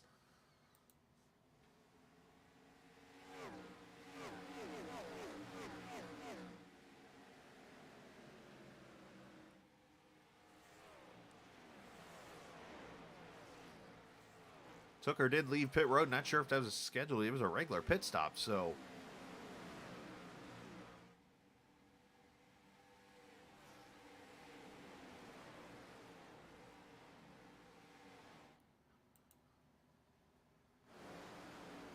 Carrington still 7/10 up right now on Martinez.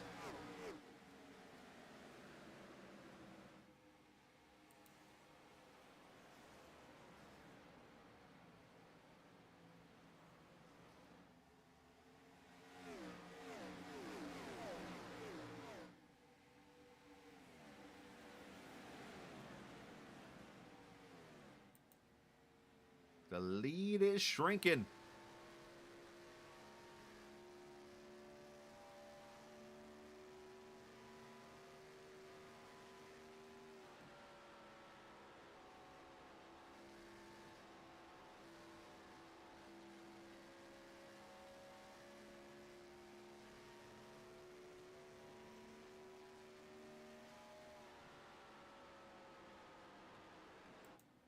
See that going on? You see Miles back underneath Heath here, so I think Steven maybe conserved his tires just a little bit at hard contact. Brad Delph into Heath.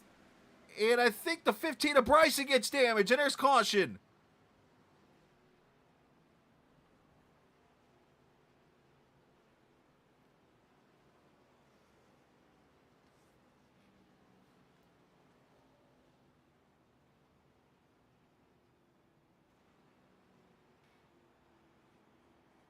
Heavy damage on the 13. He tows. Not sure about Delph, and I saw Bryson get some damage. So how weird this is. 13, 14, and 15 involved.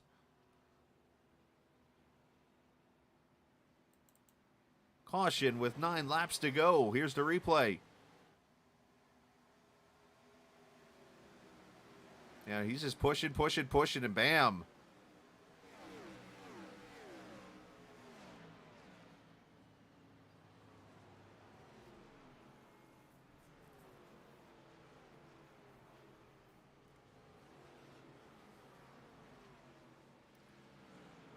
It's one of those where, unfortunately, Alex was just going for it. Or not Alex, but Brad. And you see him get tight there. Maybe even clip the apron. I'm not sure, but he just goes right up into the 13 there. Bryson, nowhere to go.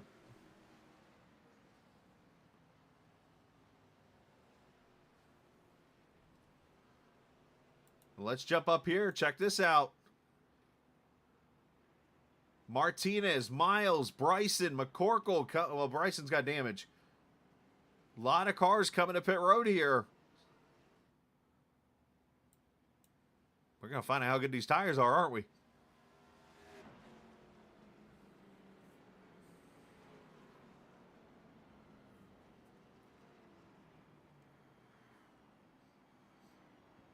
All right, who's got the Monopoly board here? Is that Cutlip?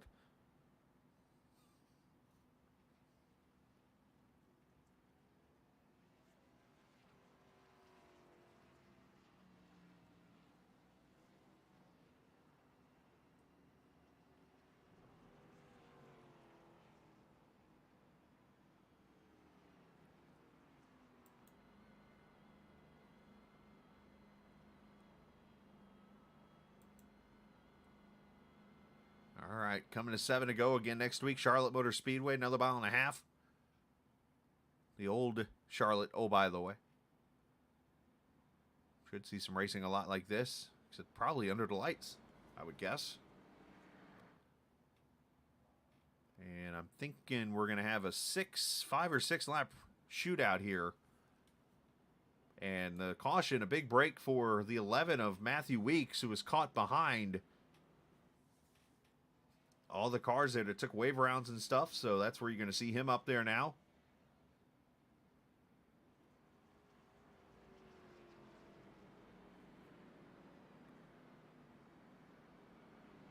And I think I'm seeing Frank Jackson Van Pelt, the lucky dog that time by me. Delph and Bryson on pit road. Should mention for the Christopher Heller fans, he's on pit road right now, but he is actually a lap down in this race with the craziness that transpired right at that caution.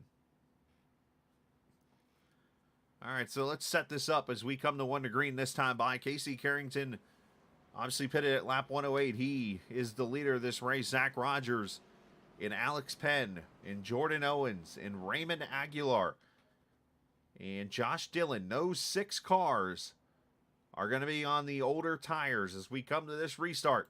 Don't spin them, boys. As I always say, if you spin them, you're going to the right. The first car on tires will be the 3 of Daniel Martinez. He will restart 7th. Stephen Miles will be 8th, and then Cody McCorkle will be 9th. Justin Ray will be 10th. Big, obviously, break for some of these guys because they were up ahead of those who took the wave round and stuff. They were able to come back and get tires here in steel track position. And then you got some of the faster cars in the field. Mike Husby, there's Jonathan Cutlip. They're going to be starting right here outside the top 10. So safe to say that turn 1 here, plus the bump, oh, by the way, it's about right there, is going to get crazy here in a second.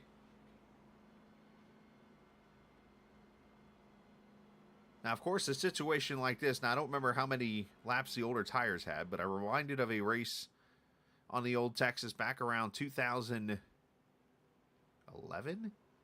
maybe? When Mark Martin was leading, Carl Edwards came to pit road, took tires, restarted 11th, I think, in that race, and in 6 laps went to the front and won that race. I don't have the exact details of that, but that comes to my mind.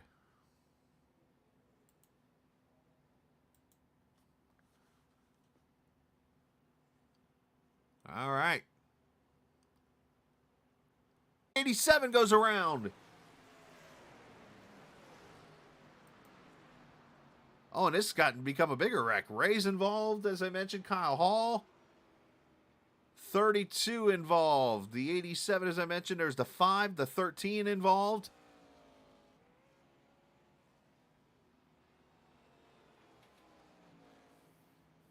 And that is going to lead us to All American ARCA Series extra laps.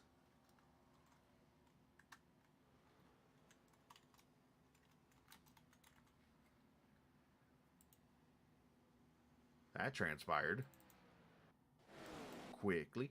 Let's go back to the restart here and start with the 20 of Jordan Owens, who I do thank for not watching the broadcast while he races, but might have helped him a little bit here if you'd have heard me say, don't spin the tires, the car's going to go right. And that's exactly what it did here. Zing! Right into the wall.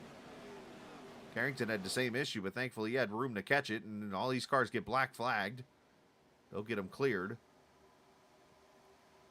But then we go down into the turn, and all of a sudden Justin Ray hangs a right.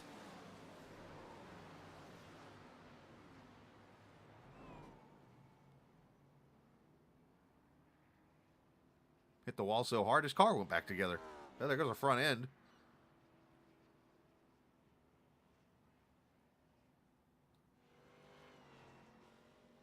Oh, and then Ray wrecks again. Yeesh. Chris Travis gets some damage in that.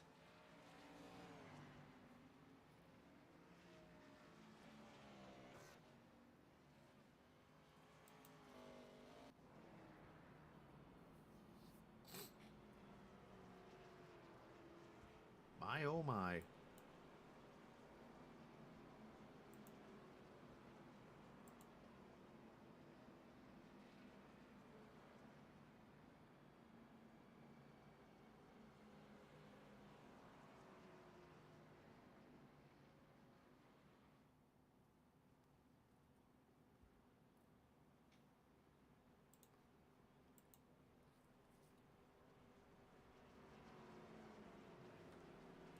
Two to go this time. And you see, obviously, with the caution coming out there quickly, that was not what the guys on fresh tires needed. Is they still caught, obviously, the caution and still in sixth.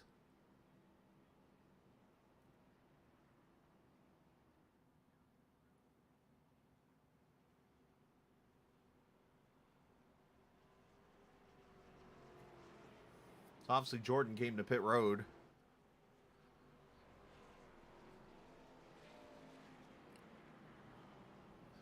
Now, the only way you can really counter the chance of spinning the tires here, and it's really hard to do, is for Casey, he would have to find a way to, in a way, back off the pace car. Because obviously most leagues have a pace car rule where you got to stay a certain distance from it. But just kind of back off to let the pace car go, but then allow himself to carry some speed as the pace car pulls off to keep the revs up, which then would allow him to get back to the throttle. Probably bring in less wheel spin. But that's easier said than done here.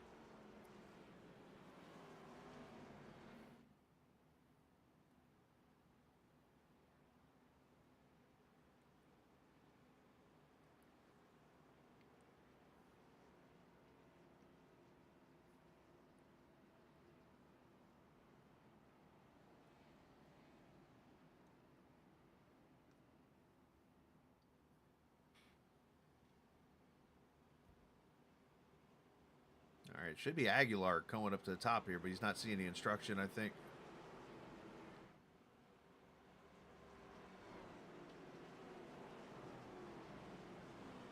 Should be Carrington. Should be Carrington, Rogers, Penn, Aguilar, and then Martinez, Dillon.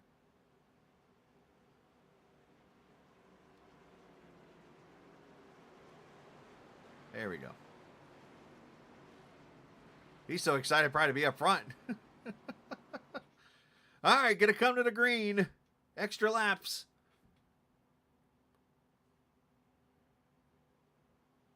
Can Carrington pull it off again? Or will Zach Rogers get him here? Better start that time. Ooh, Penn spins him a little bit. One car blinking back there at Cutlip.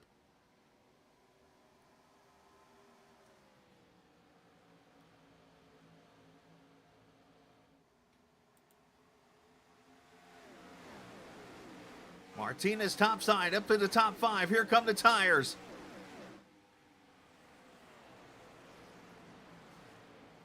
Carrington's going to need to run a qualifying lap here as he's got side by side. That's what he needs. Final lap.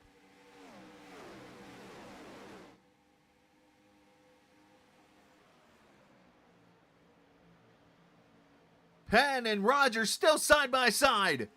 Martinez got the dive low here. Penn with a block.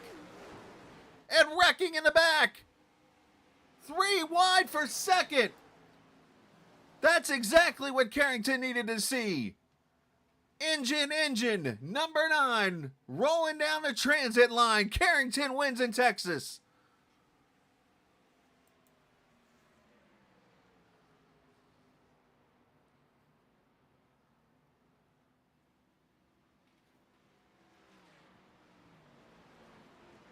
Second career series win for the owner.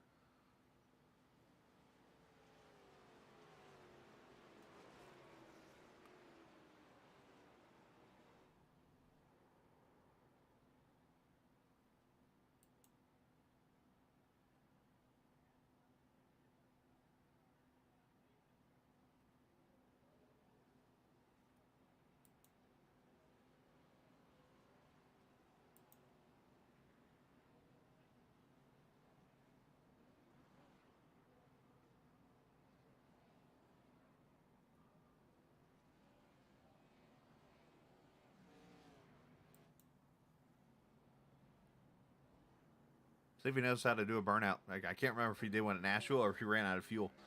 Of course, he won that race at the Super Speedway last season at Nashville, and in that one, it was on a 2-tire strategy. Tonight, it was a little different. A little bit of just caught a caution at the right time, and with Penn and Rogers being side by side, it completely eliminated the fresh tires from getting to him. Martinez did make a hell of a move to get to second.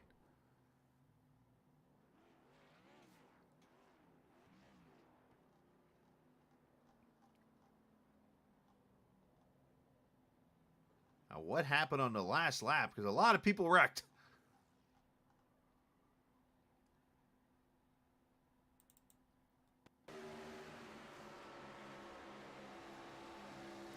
And it starts right here with McCord. Oh, he gets the bump. And him and Abril get together. Abril stayed right in the weeks. There goes Bryson. Tooker gets involved.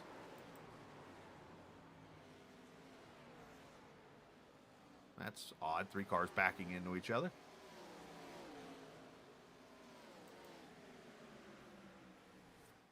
And they race it hard down to the finish. Watch the battle up here with Martinez. So he's trying to find somewhere to go. And his best move now is to drop to the bottom. Penn throws a great block right here. And there you see the wreck behind him. And he still got him blocked. But, you know, that's 4 tires. Now the inner shallow. There's a little door bang. That allow Husby to fill in the second groove, or the inside lane.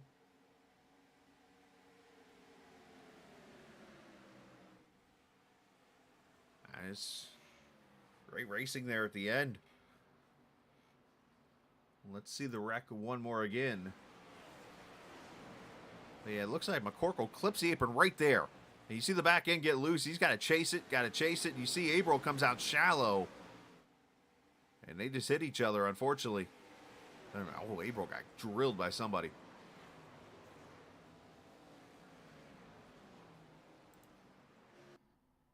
There's Carrington sitting there probably watching all the replays on TV right now.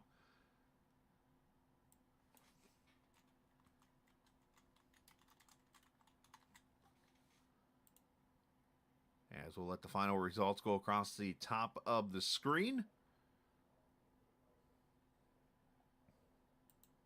Martinez ever so close, but finishing second. Husby, Alex Penn, and how about Aguilar getting the top 5? Rogers, Miles, Cutlip, Dillon, Van Pelt from last to 10th. Owens finishes 11th. Bryson with the damage finishing 12th. Barkuski, not a bad bounce back after the wreck early in this race. And then you see a lot of the cars that were involved in that race wreck. And let's talk to some drivers here.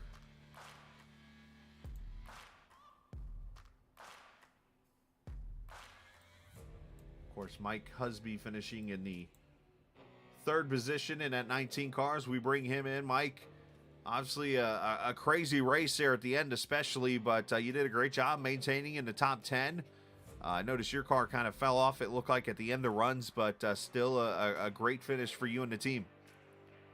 Yeah, I couldn't really figure it out there. I was trying different things in the first 2 runs. And the first one, I ran at a pace I thought was fine, and then turned out that everybody else was saving better than me. And then I tried to save a little more on the second one, and then I saved too much, I guess, and everybody got away from me, so I couldn't catch up. But we definitely had the right call, or made the right calls at the end there, and paid off for us.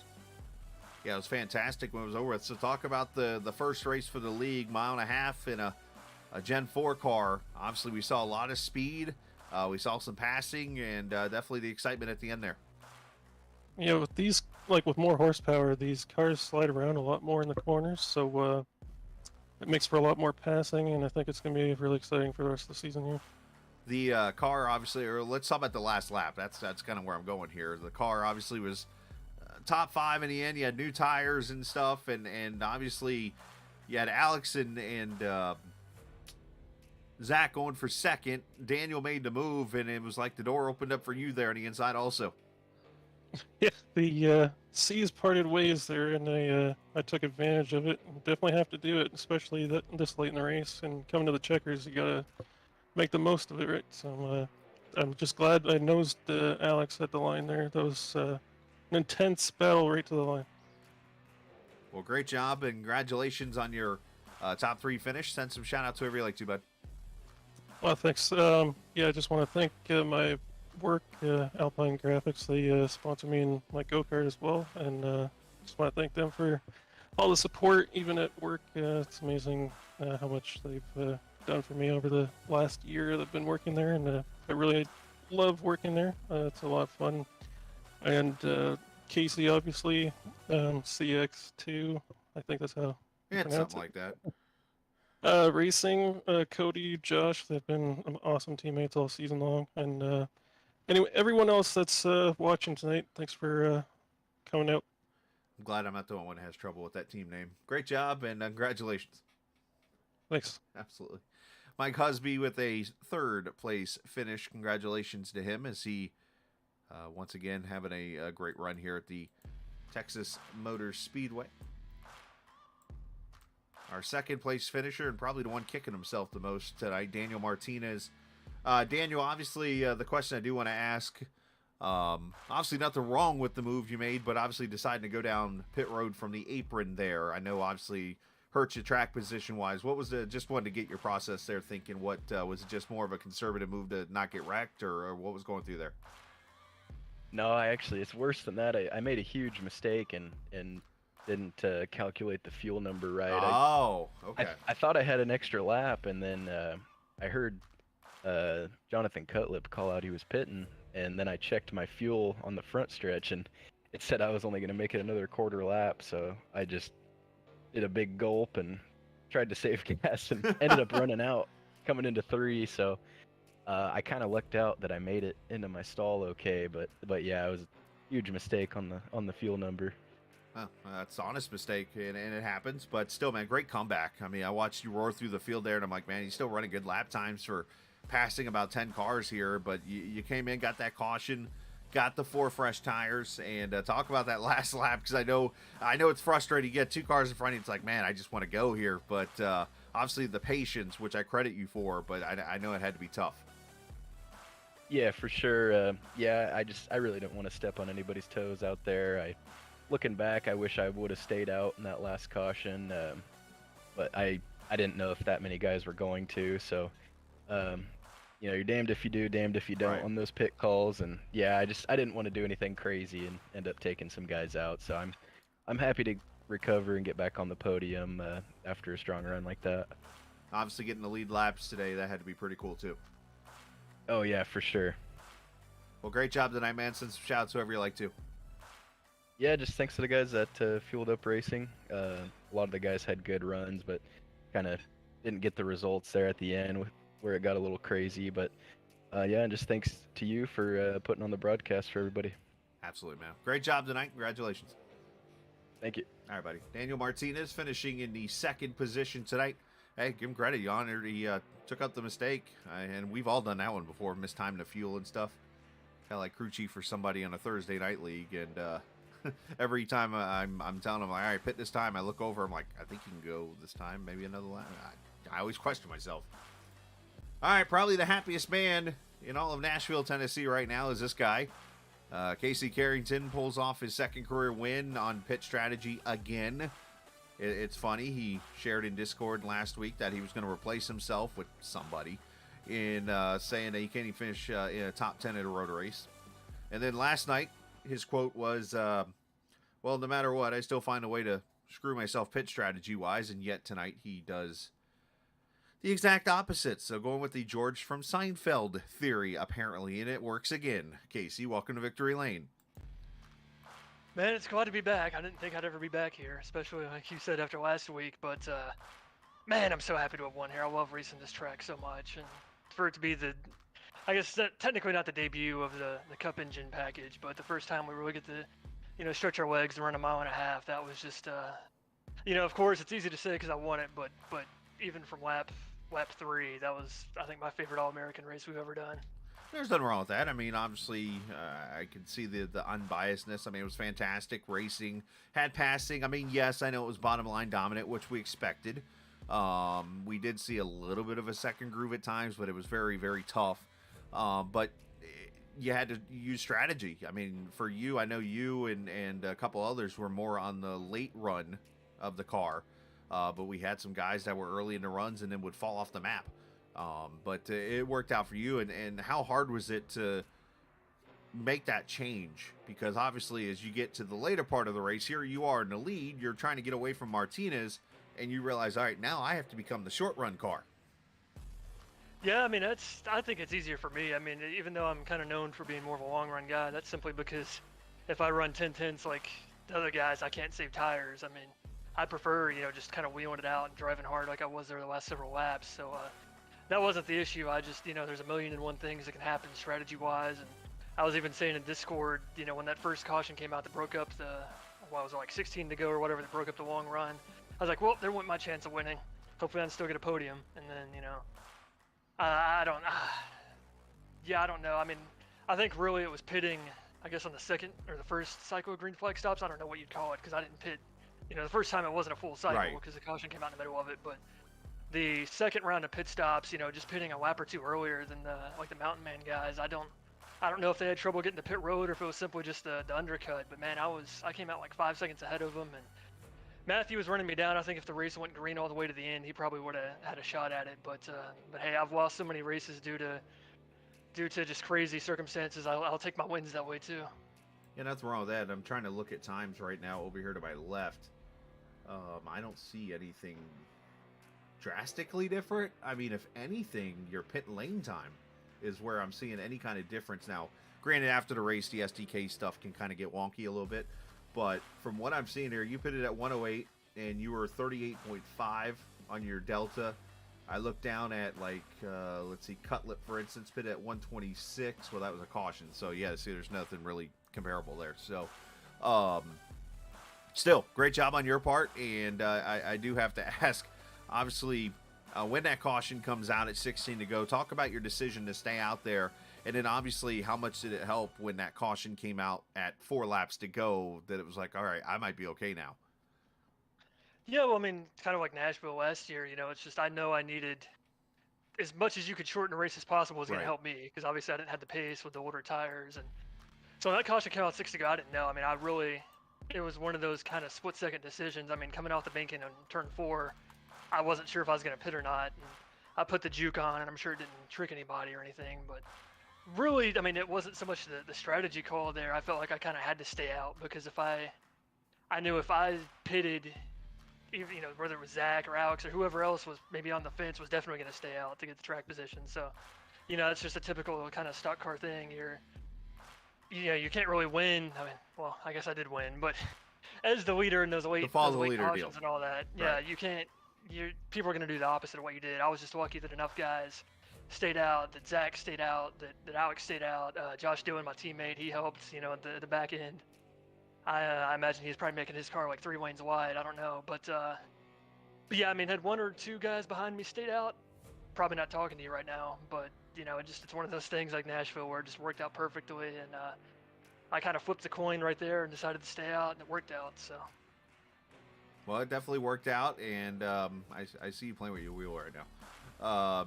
As you go to victory lane, I think you'll be impressed when you go listen to the broadcast that I actually did emulate the 2006 call by Mike Joy at the finish to a point. I was actually watching that race while I was eating before practice opened. So there you go. Hey, another thing. I was saying to my team in Discord, I'm now 2 for 2 when I practice a celebration before a race. So maybe that's the I guess I gotta retire. I guess I gotta retire this paint scheme too, because I did that last time I won. But, all right. Well, there you go, man. Well, nice job. Shout out to whoever you like to. oh gosh, shout out to everybody. Shout out to first off Whiteriver LLC for sponsoring the league, Image Designs for being, you know, the qualifying and the pole award sponsor, and all the help that Mike does with the graphic designs in the league. Shout out to Joseph for doing race control. Glad to have him back after his vacation to Sebring last week. Shout out to everybody that came out tonight. Shout out to you for doing the broadcast. You've been excellent this season. I mean, even better than the last season. Whoa. Shout out to everybody that watched, especially anybody that's still watching. You ran them off. Shout out to all the drivers, and I mean, just God, this is a perfect night for me.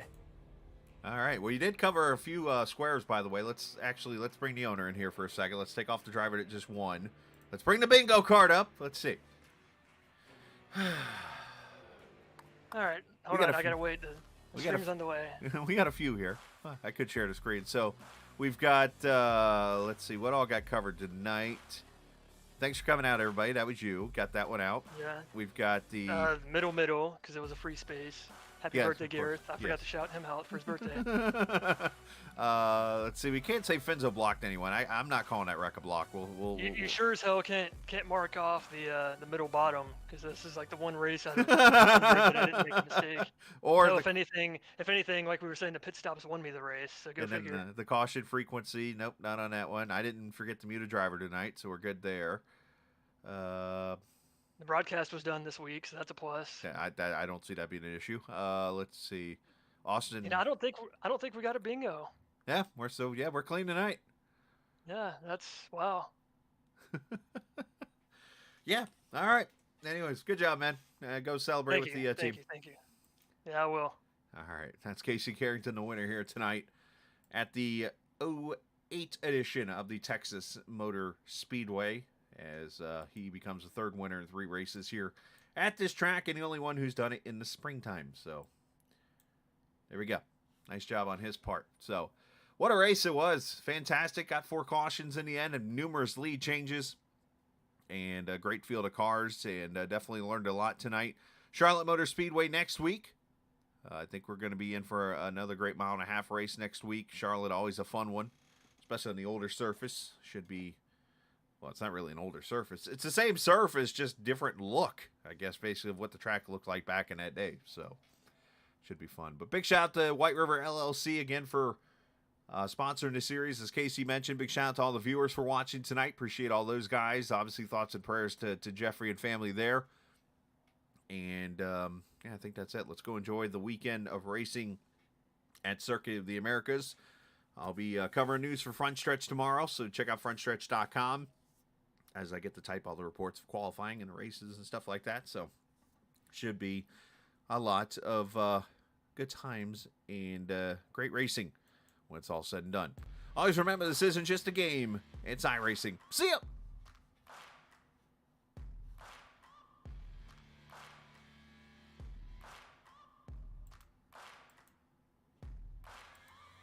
Searching for greatness in a sea of the dying and shameless. A sea of the aimless. I don't wanna be one of the nameless. I'ma wake up with the mindset that one day I'm gonna make it, and I don't think I'll be fine if I don't break my limitations. Don't try to stop me. I exist to write my own story.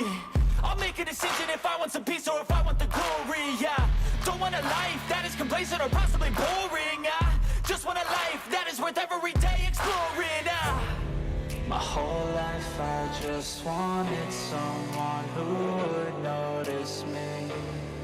My whole life I just wanted to be somebody to be. Yeah, I just wanna be great.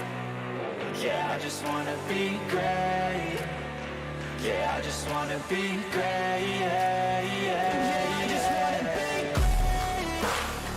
Yeah, I just wanna be great. Yeah, I just wanna be